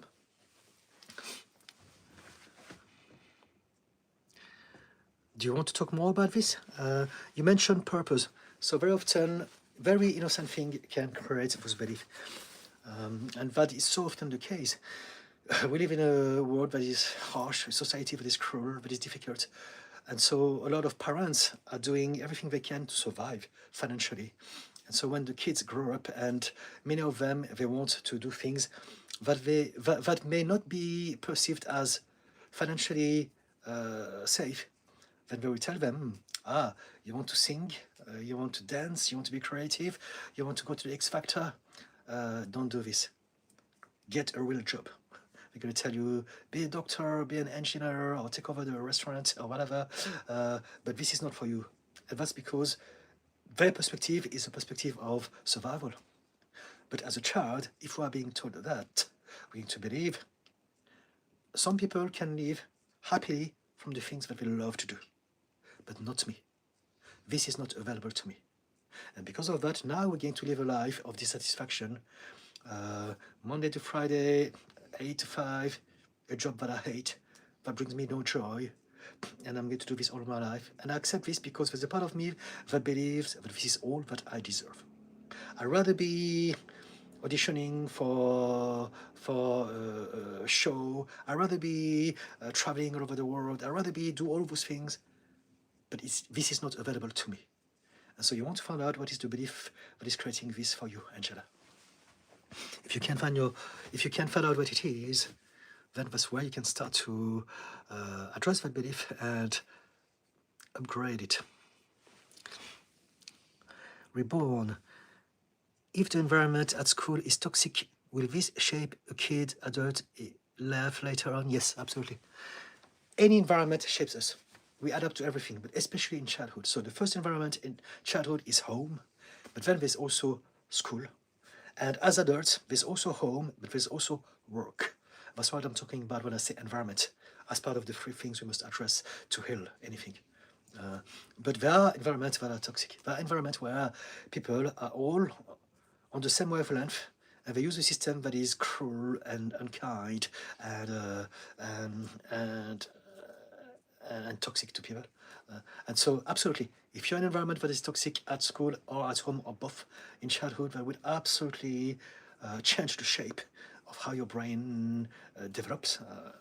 And so, this is what we call a trauma brain. The brain is going to develop in a way that wants to always protect us. And this is one of the most common symptoms of CPTSD. Hyper alertness, hyper vigilance, paranoia, negativity bias,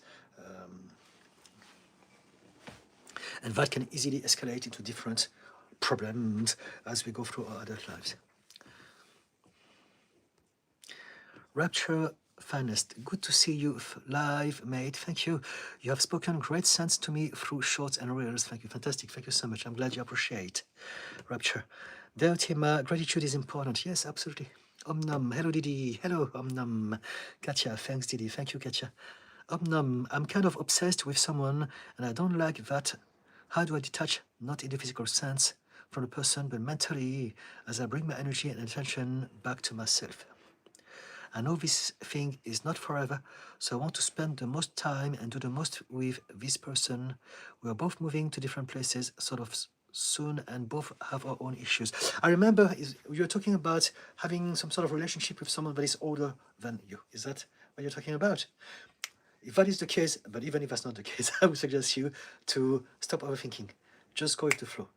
We try to optimize all of our decisions and what we're going to go through. And what I'd say to you, especially when it comes to relationship, the best thing to do is to listen to your intuition one moment at a time.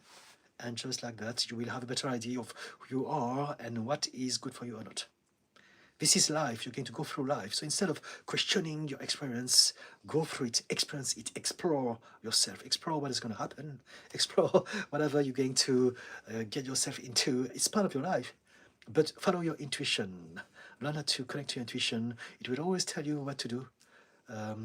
Because here, what I feel from what you say is that your head is scared. And so it's taking over. And it's going to tell you, oh, make sure that you take the right decisions. But here's the thing. There's never any real good or bad decision. There's only life and the things that we make out of it.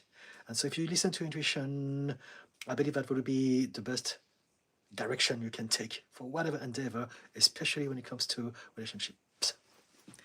I saw a little heart, so I think maybe it's you, Om Nam. Yellow Summer. Such a lot of great information that has helped me this morning. Fantastic. Thank you very much. Thumbs up. Thank you, Yellow Summer. Resilient Warrior. Didi, thanks. I'm usually calm, collected with other people, work, etc. But what's your take on mindset of when your parents are getting older and sicker? How can you still be happy while not super worrying? You want to accept that this is the way it goes. You want to trust the universe. We are all meant to be older. Many of us are meant to be sick, and we will all certainly die. And so accept that's how it goes. However, realize that whatever happens, you have always been supported. Your parents have always been supported, and everything is going to be fine. That's it. There's a part of you that is worried about what may happen, probably because you believe that you won't be able to deal with whatever comes your way when those things happen. But you can. You are like all of us. We're all designed to deal with everything. If you can remind yourself of your power, of your intelligence, of your intuition, take it one moment at a time and trust the universe to give us the best thing at the best time. And sometimes it gives us things that suck. But what we can do in those instances is to accept and still do our best with whatever we have. This is life. So if your parents are old and sick, do your best to find out how to look after them, or let me have a look. Getting older and sicker, how can I still be happy when not being super? Yeah, worrying is pointless.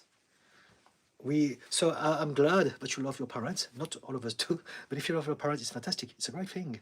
But worrying will not help anything. Accept this.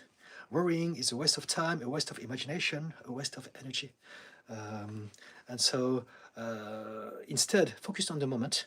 If I was you, I would spend time with my parents. I would make sure that I'm there for them. Create as many memories as you can. Connect with them. Ask them to tell you about the stories about their childhood or young adulthood that you never heard of. Get to know them. Connect. Make sure that you make the most of those last moments. If you believe that we don't have much time left, now is your time to make sure that you squeeze the max out of whatever is left together. I would do that. Instead of worrying about what will happen. What will happen anyway. So you might as well make the most of what you have now. Spend your time with them if you love them. Talk to them, listen to them, share stories, hug, create all those memories, feeling, remember how it feels.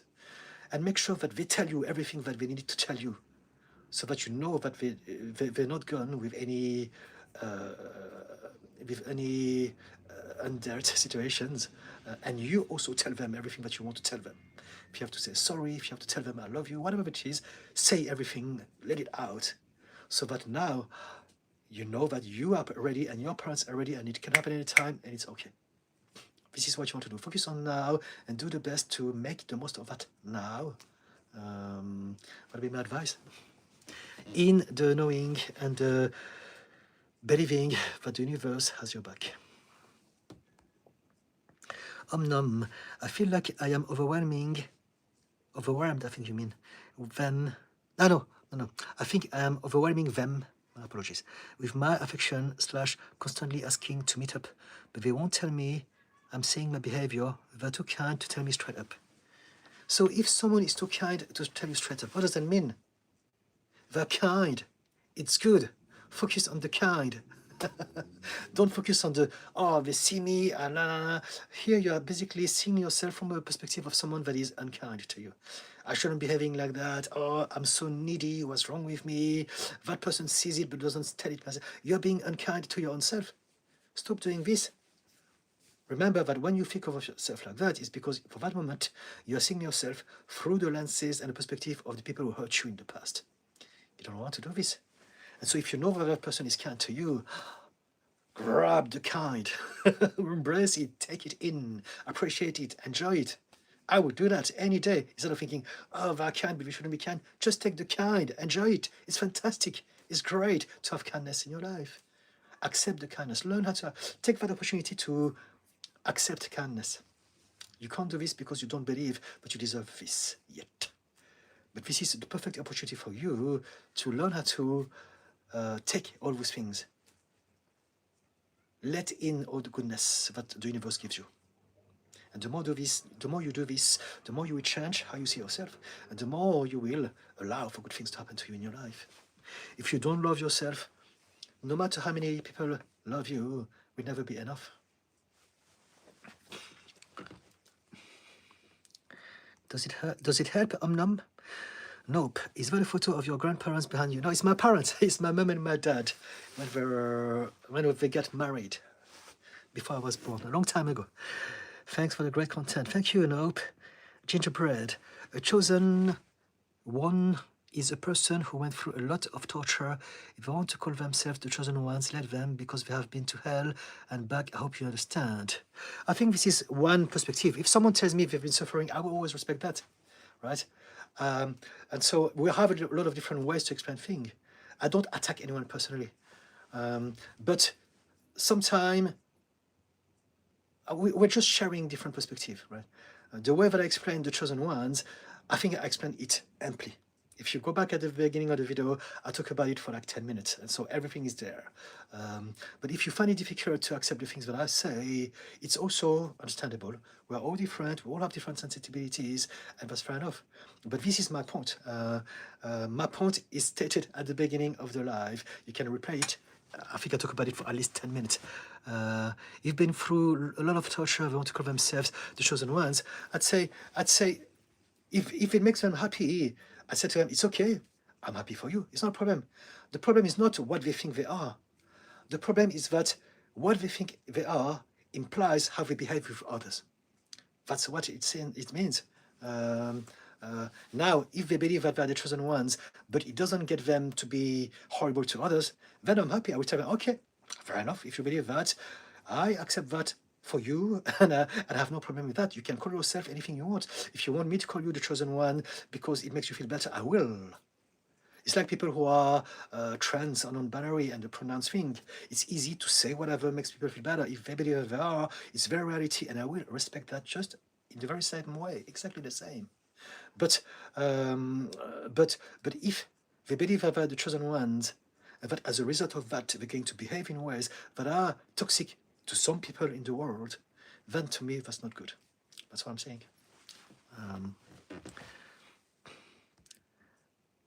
Does it make sense? Gingerbread? Dear Tima, but we can choose to accept what happened was a disappointment and let go. So it's a disappointment as long as we're seeing things from the perspective of the ego.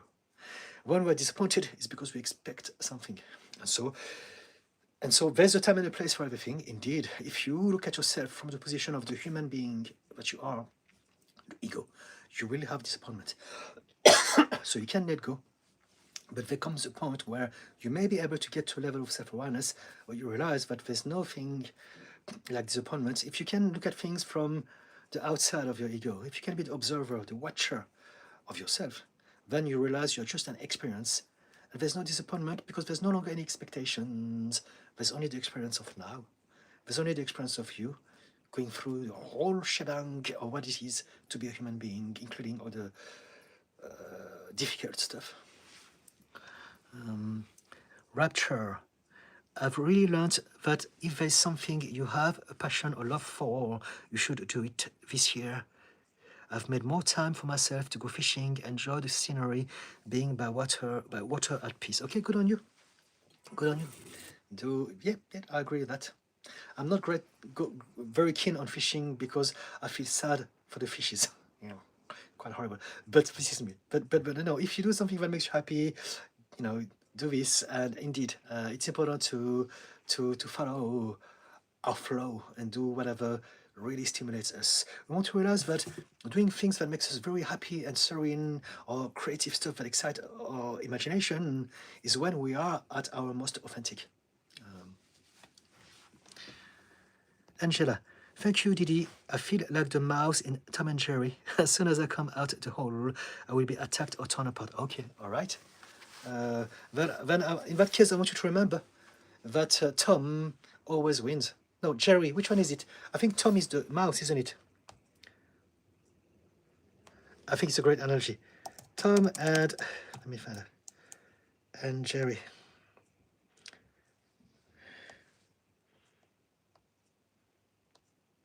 Is Tom the cat or the mouse? Tom is a cat. Okay, so you are Jerry. So I want you to realize that Jerry always wins. Tom is always trying to get Jerry, but Jerry always finds ways to escape him and to throw things at him and create traps and get away with that. And so it's actually a good analogy.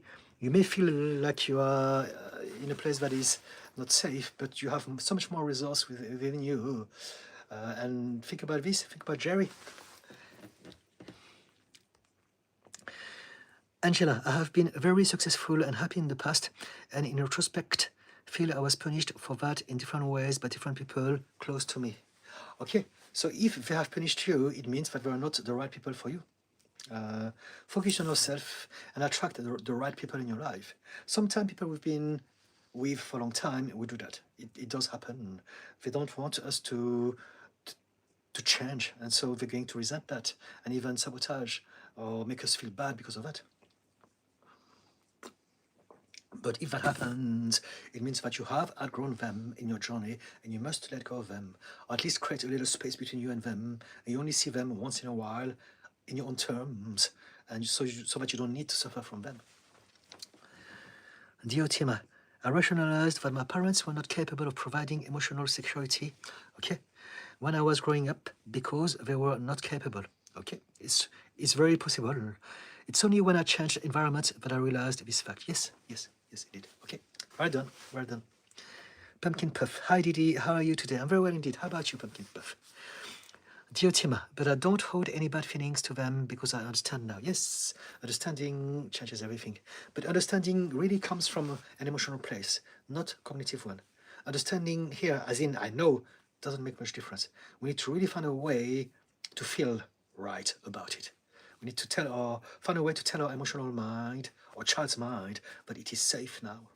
And that's why some people say, yeah, just get over it, understand that your parents did their best. No, we can not all do that. We're all different. And for many of us, it's a process. And just saying that they had their own trauma is not enough. It's the start. But we want to appreciate everyone's state and realize that we are all doing our best. And if someone suffers from their past and they believe that their parents have wronged them, they must go through that process. It's like the grieving stages. It's not just know this and you're going to be fixed. No, we need to find out how we can let go of the resentment, the fear, the hurt we have had all those years, so that eventually we can go from here to here and realize, fully accept, now I see. Now I'm at peace. Now I'm okay. Now I can forgive.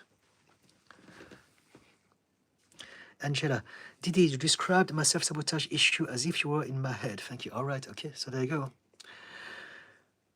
All the words are taken. Please remember to drink, Didi. yes, I will. Thank you. Thank you. Resilient warrior. Thank you so much, brother. Feast advice, Didi. I'm in this resilience and growth mindset now with self-compassion. Yes, trusting the universe that has my back. Much love and more power to you. Fantastic. Thank you so much, resilient warrior. Anne Striker, thanks for the words of wisdom. Thank you, Anne. Resilient warrior. Your top 3 favorite books, Didi, and books about overthinking and worrying you can recommend. Man's Search for Meaning by Viktor Frankl was one of my favorites. Yes, he's a very important psychologist and author. I'm not sure what books I can recommend you. There are loads of books. My favorite books changes every day. Books about overthinking and worrying. I don't have anything in mind right now about overthinking and worrying. I can talk about overthinking and worrying if you want, but I don't think I have any books in mind. I'd say any books to do with mindfulness would be the antidote to overthinking and worrying. So practice mindfulness. Do you practice mindfulness, resilient warrior? Om. Hey Didi, I was in a call. I watched while you answered my questions. Yes, it is him. He told me he's afraid of not meeting my expectations, and I know he's a bit messed up in his head, same for me, and I feel like he's backing off a little. I brushed it off and said no worries about my expectations, but I do kind of have feelings for him. No worries yet. I am unsure about my expectations, even though I have a lot of love for him. He was the one giving signs of being in love, and now pulling back since I showed I reciprocate. I think he's falling in love, but also aware that it's not a good idea. His crazy ex, trauma, age gap, as he doesn't want me to take care of him as he ages, him not ready for commitment, etc. You're overthinking it. You're literally overthinking it. There's so much, everything that I've read, and it's the same with him. You're both overthinking it. My recommendation is just take it one day at a time and see what happens. When we go into a relationship, we like to think, I'm going to prepare my relationship for the rest of my life, and hopefully I get the right person, but it doesn't work like that. Really, what we do is just that we're exploring life, selves, relationships, one day at a time, and at some point things happen, or they don't happen, but it's got nothing to do with what we want to happen. And so my suggestions is stop thinking about it, stop judging, stop trying to make the best decision. Listen to your gut.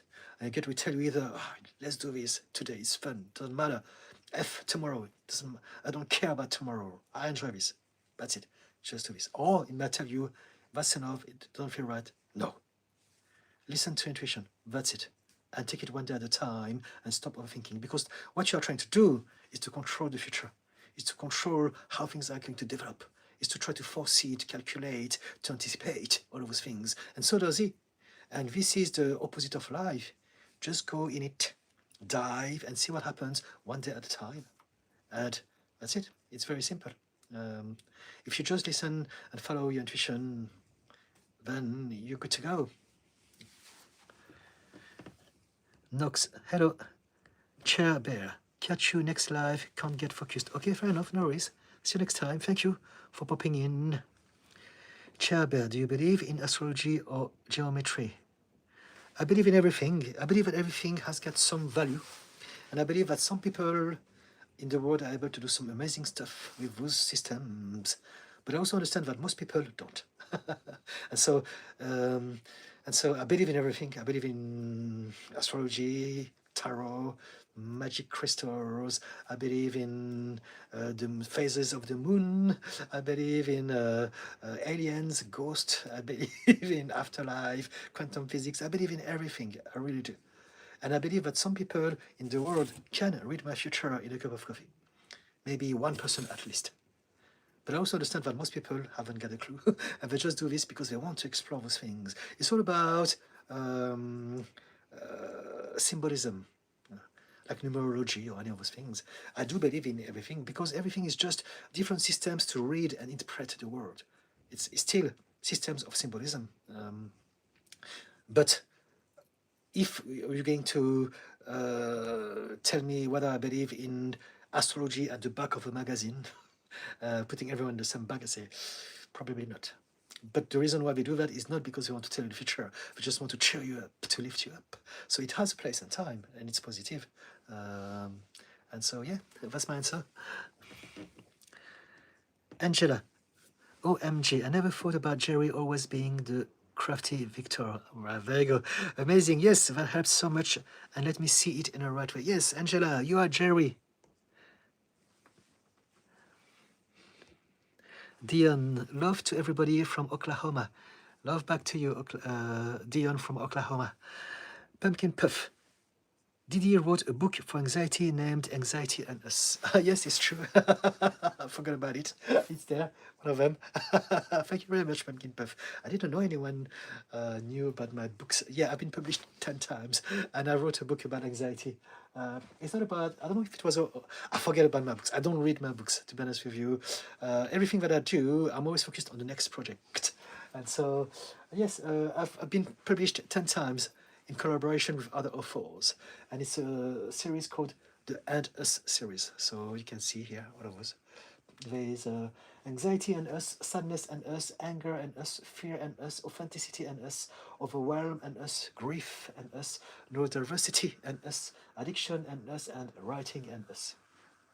If you find this interesting, you can go on the link on my bio that takes you to my website, and there you have the list of all the books. You can find them on Amazon, and all the profit goes to charities in both Singapore and London for homeless people.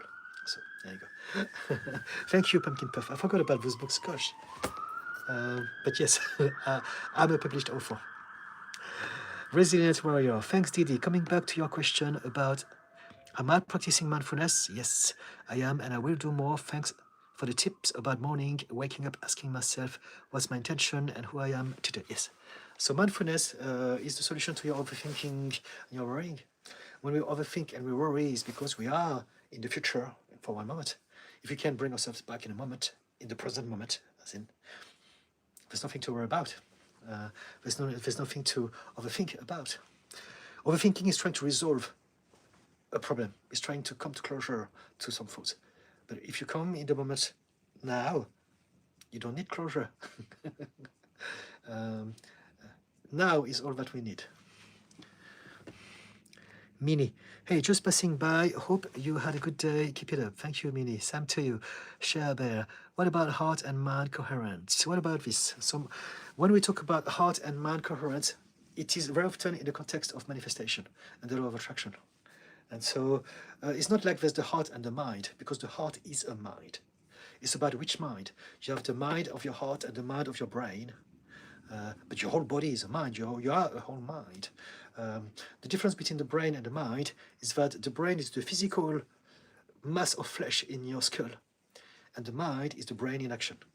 But now that we understand that there's more than one mind, the mind is not just the brain in action, it's also your whole body. It's your heart, it's your gut, it's your whole body, your whole self. And so very often when we manifest, we understand through people like Dr. Joe Dispenza that in order to manifest, we must have a coherence between what we think and how we feel. What we think is like an electrical signal, or how we feel is like a magnetic signal. And so what we think is, let's say, I want to win the lottery. That's the visual. And how we feel about it is going to be determining whether we attract that visual or if we are repelling it, like a magnet. And so if I come from a place of like, oh, I really want to win because I don't believe that I'm going to make it unless I win the lottery, because I don't believe that I'm good enough. Now we're coming from a place of lack and despair and not enoughness, and we're going to repel that visual. But if you come from a place of happiness, excitement, I know that I can have everything in my life, I'm happy with myself, I'm grateful. However, I also appreciate that idea, I can be excited about having that as an experience as well. Now it's going to be a positive energy, it's going to attract that visual. So this is what coherence is very often. This is how I understand the principle of coherence personally. But did you have something else in mind, Shabert? Shabert, numerology, gematria. So we're talking about more alternative holistic systems. Diotima of Matina, you often discuss the universe. Do you believe in viewing the world as energy? Yes. Vibration? Yes. And frequency? Yes. With each of us as being of energy, having a human experience? Yes. Precisely, exactly what you said. I believe that one of the very important elements of our human experience is to have, at some point, for some of us, some spiritual perspective of things. We are all human, and we all, whether we're aware of it or not, suffer the fear of the end of our life, of our existence. And so this is where spirituality is so important. And I believe that for some of us, we will have a realization that everything that we've been living was an illusion. It was just a human experience. And so there's no beginning, there's no end, there's no death, there's no birth. There's only us, consciousness, being infinite, always there, always experiencing something. And we just happen to be experiencing that human consciousness at this point in time because it is the chapter that we have decided to experience. So we have to forget about everything else. But yes, I do believe in us being part of the universal mass of energy and wisdom. And we are a fragment of it because the universe must expand continuously. This is what it does. And for the universe to expand, it must fragment itself so that it can see different perspectives. And we are just that. We are only a perspective. But as we're expanding our perspective as a human being, we're also expanding the universe as a result of it. Resilient warrior. Mindfulness for me also when I spend time with family, like being in the flow, or when I exercise, I practice mindfulness too. I'm learning that to be in observant side instead of being in the spiral. Yes, but you can also be mindful when you work, when you do things. Right? I talk about it in one of my videos. If you go on my video section, my long form, there's one called, the second video that I put out this year, called Do Accept or Suffer. how to deal with adversity. And I talk about it. There are two types of mindfulness. People don't talk about it enough. Mindfulness is not just about observing things. This is passive mindfulness. There's also active mindfulness. Active mindfulness is when you go in the flow because of you are invested, fully invested in what you are doing. And so this is just as important. They both work together. You can apply them in all aspects of your life. If you can do this, you are really, really optimizing your life, your human potential. Shabir, awesome. I have to learn how to block psychic attacks. Okay, so I don't know much about this, but if you believe in negative things, that will become your reality. And this is why I believe in everything, but I don't believe in negative stuff.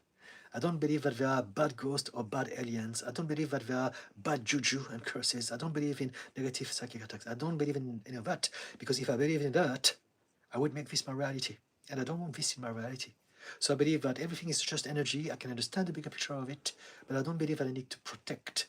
I just believe that maybe it's true that there are some toxicity happening, but we don't want to be thinking about it. We just want to be aware of it and create a space and awareness. Just avoid certain things, and that should be sufficient, I think.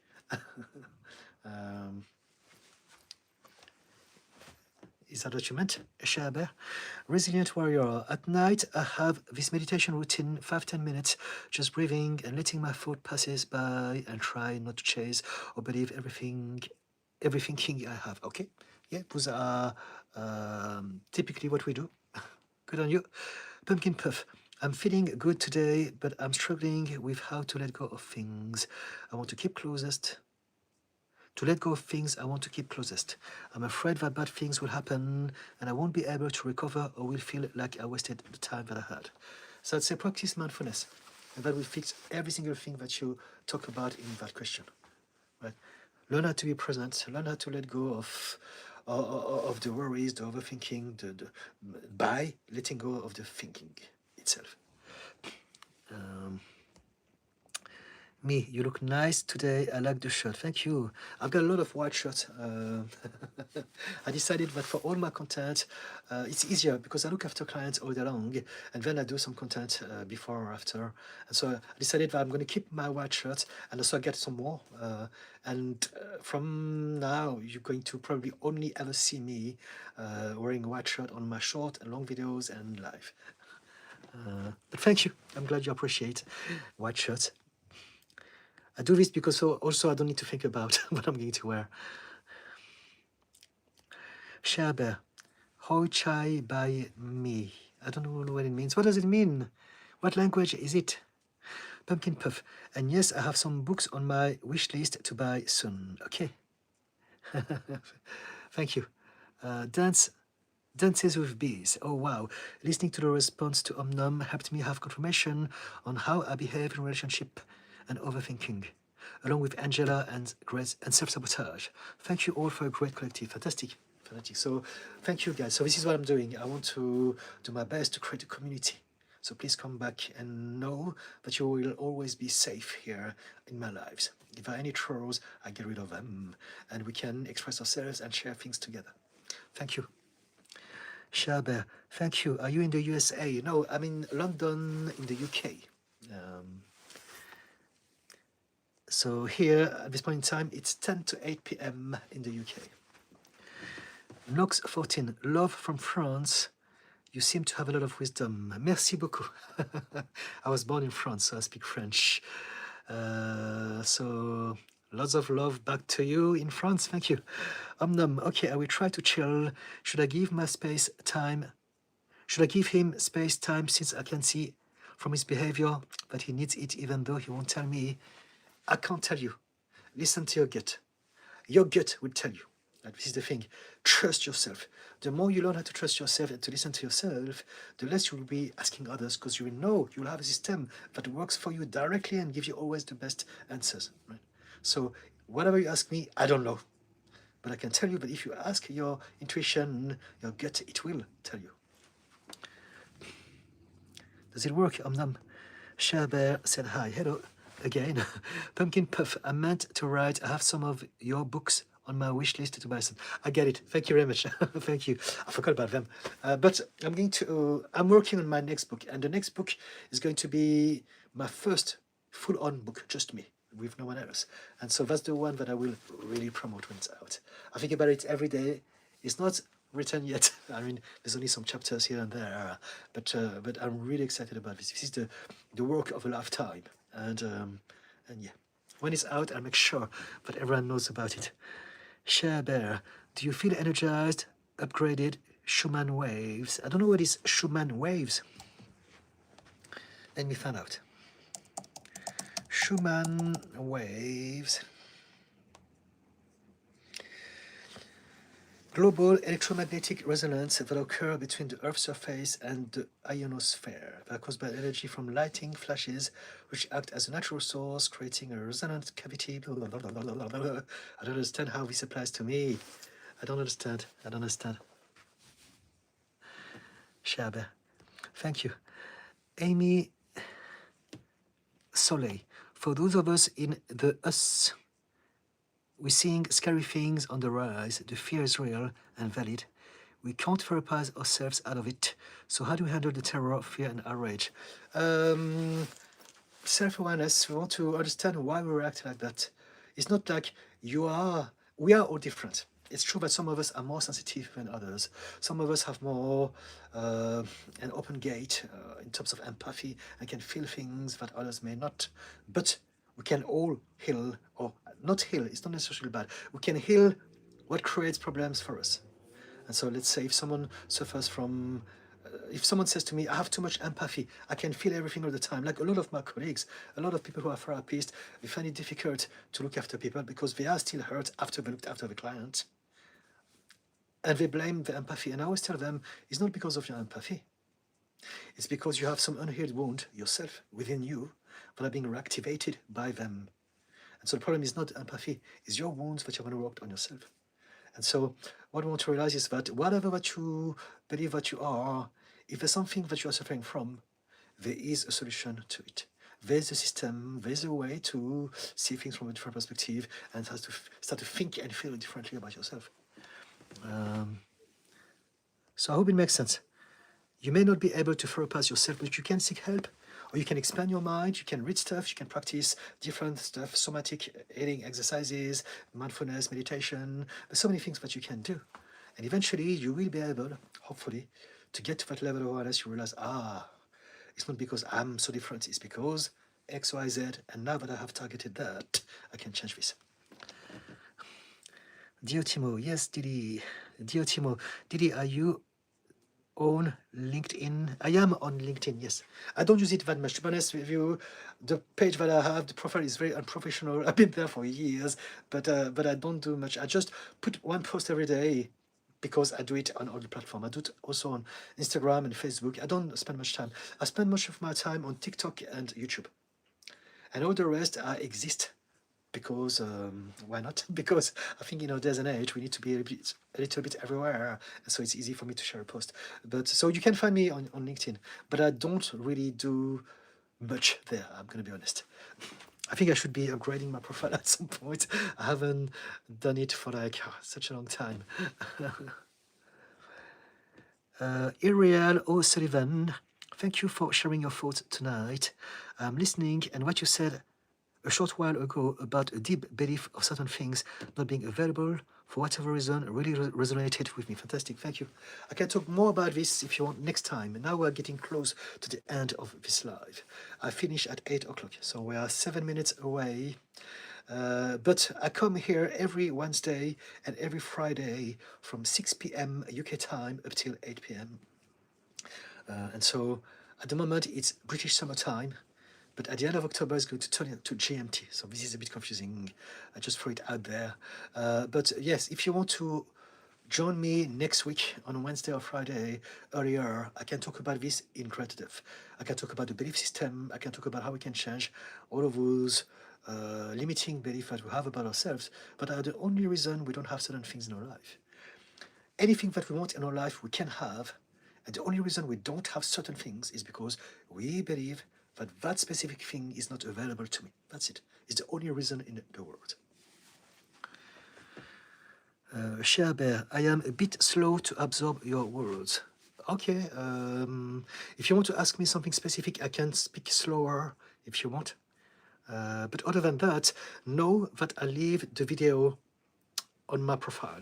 So I think it takes a few hours to upload, but by tomorrow morning, if you find this interesting, you can replay the whole live stream of tonight. All you have to do is to go on my channel, subscribe first to make sure that you know where to find me, and then go on my live section and you have all of my live. And I believe that it takes a few hours to be uploaded.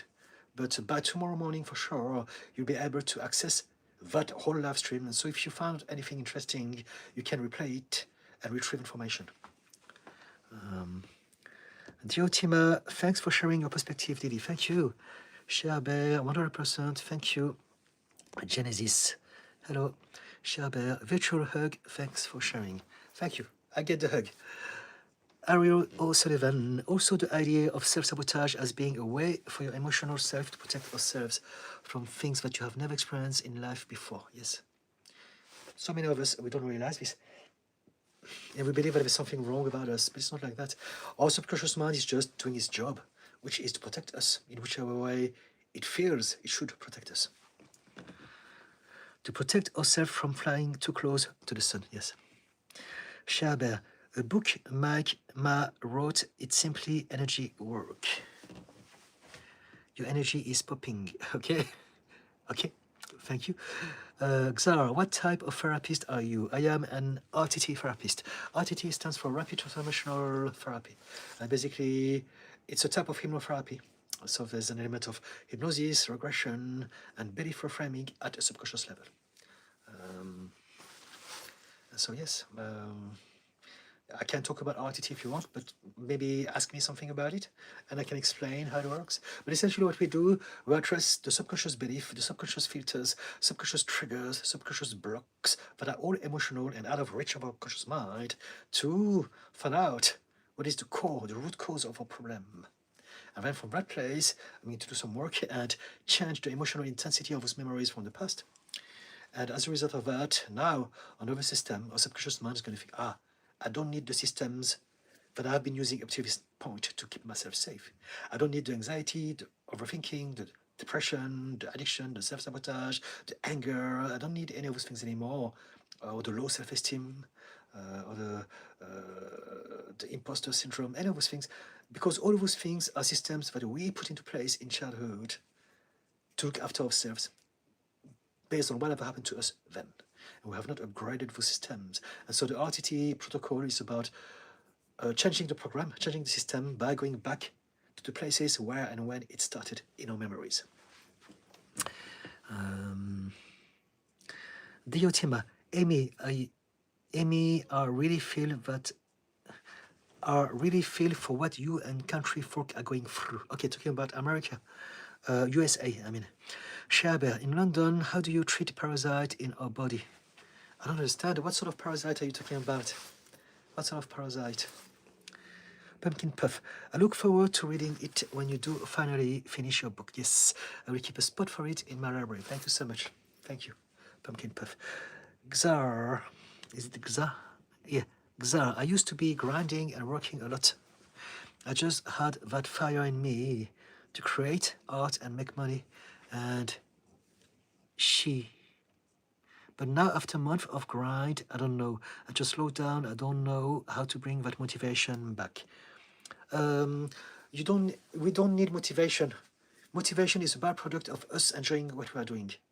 It's not something that we need in order to do something. This is the wrong idea. And so if you don't have a motivation, it's because of few reasons. Maybe you're overwhelmed, you're overstressed, you need a break, or maybe it doesn't bring you joy anymore. That could be that as well. Or maybe it's time for you to change it ever so slightly.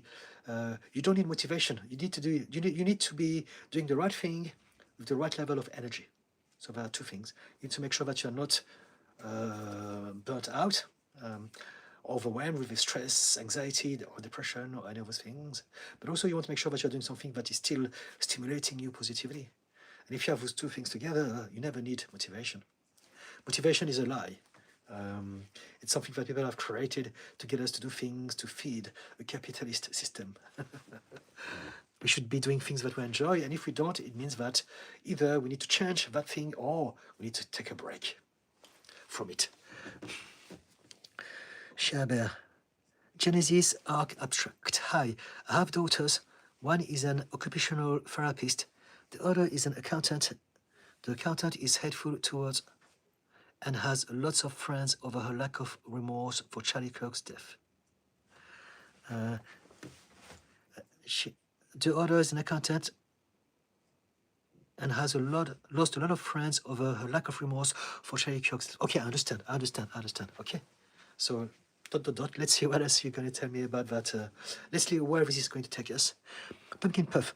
I feel like I'm failing at working on myself, like being mindful without anxious thoughts, replacing everything positive. It's a process. Be kind to yourself. Know that it's going to take some time. It's a journey that you need to embrace. And if you don't feel that you're doing well enough, it's only because, again, you are looking at yourself from the perspective of people who used to put you down, who used to tell you you're not good enough, you should be successful, you should be winning that trophy, you should be doing that thing to make us happy, to make us proud of you. And it's only because of that that you're telling yourself, I'm not there. You're doing well. It just takes time. Focus on the progress. Focus on the success. Focus on how far you've come, as opposed to trying to be perfect and all fully healed. There's no such thing as all fully healed. Healing is not a destination, it's a journey. So it's a lifetime journey. We are going to change in many aspects. There's a point where you don't heal anymore and you start to grow. But it's the same thing. It's just that you have less pain, less habits that are creating suffering in your life. And so be kind to yourself. You're doing all right. It takes time. Focus on the progress. I see some little hearts. I hope that it's you, Pumpkin Puff. Genesis. Why would she behave like this? She even laughed at one of my daughter's patients who ended her life and her dog eats her. Why would my daughter be so emotionless? Is it the same who had the lack of remorse for Charlie Kirk? They're different things. Charlie Kirk is a whole different issue. Whether we like Charlie Kirk or not depends on who we believe. Depends on which channel we believe is telling us the truth. So if we listen to some news or certain things, if we have a propensity to believe this group is better than the other one, then that will decide whether we think that Charlie Kirk is a good guy, was a good guy, or a bad guy. That's it. Now you're telling me that also she laughs at one of your daughter's patients who ended their lives. So if she laughed, then they also, I don't know. There's all sort of reasons. Some people lack of empathy. Some people have trauma, and she may be reacting to you, against you and the siblings. Maybe she had problems in her own upbringing, and she saw herself alone against everyone else. So maybe it's not necessary to do with a lack of empathy. Maybe it's her behaving in the only way she knows how to behave with you guys, because that's how she sees her world. So that could be a reason. Right? Or maybe she lacks of empathy. Or maybe she's got some trauma and she's dysregulated and she behaves in ways that are not necessarily reflecting her belief. It's just reactions. And there could be so many reasons as to why she behaves like that. But generally speaking, when we are unable to feel some emotions, it's because we had to repress them. And if we have to repress our emotions, it's because of some sort of trauma. Either some abuse or some neglect or both. But we should be feeling emotions. And if anyone in your family doesn't feel emotions, it's because something happened to them. So, I don't know, have you done some work together to find out what it may be? Genesis? Resilient Warrior. Thank you so much, Didi. We'll practice the flow and observe mindfulness. We'll go work now. Fantastic. See you next time. Thank you, Resilient Warrior. Gospel of Gabriel at the Deacon. Tell me about your perspective on the ADHD question. So what is the question? And also I'm going to go now. It's 8 o'clock. It's 3 minutes past 8. So I'm sorry, guys. I'm going to read every comment very quickly, but I would love to talk about it next time, please. Come back on my next live stream. I come here every Wednesdays and every Fridays from 6 p.m. UK time up till 8 p.m. So now I'm coming to the end of it. So I would love to talk about it, Gospel of Gabriel, next time. Please do come back, and I can talk about ADHD in great length and great depth next time, if you don't mind, please. Make sure that you follow me, that you subscribe, so that you can see me going live next time. Resilient Warrior, as a nurse in a critical unit, this helps me a lot. Fantastic. Thank you. Xar, Genesis, no way, you're serious. Melissa Penn, I will be here next week. Fantastic. Thank you, Melissa. Share Bear, Amazon, a book, Hoishi, red cover. I believe you would enjoy. Mike Mice offer. Okay. Daisy John, what do you study? Me or someone else? I'll talk about it next time. Dances with Bees. I think Shaba was asking if you practice grounding with the shaman waves or friends. Okay, no, I don't. Z, how do you induce the hypnosis? I can talk about it next time. Xara, you're the goat. Okay, fantastic. Thank you so much. Munisha Khan, hello. Pumpkin Puff, thank you, Didi, for your time. I hope you have a good evening and weekend. Thank you. Same to you. Live healthy. Love your videos, brother. Thank you so much. ME, thank you. This was wonderful and super helpful. Fantastic gems. I feel like Don Eladio from Breaking Bad was secretly gay. I don't understand. I like Breaking Bad. I'm not sure about the reference, but it doesn't matter. I'm going to say goodbye now. Go, guys, thank you for attending, for watching in the background. Do come back, do subscribe if you found this interesting. Do get your friends involved if you believe that they could help. They could do with my help. If they can come and ask me questions the next time. Remember, I'm here twice a week and I do my best to give you some practical information to upgrade your quality of life. And so, yes, I'm gonna go now. Goodbye, goat. Thank you. I wish you all the best, and remember to be kind to others if you can. But if you can't, at least be kind to yourself. Okay? Thank you so much. Bye now. Bye-bye.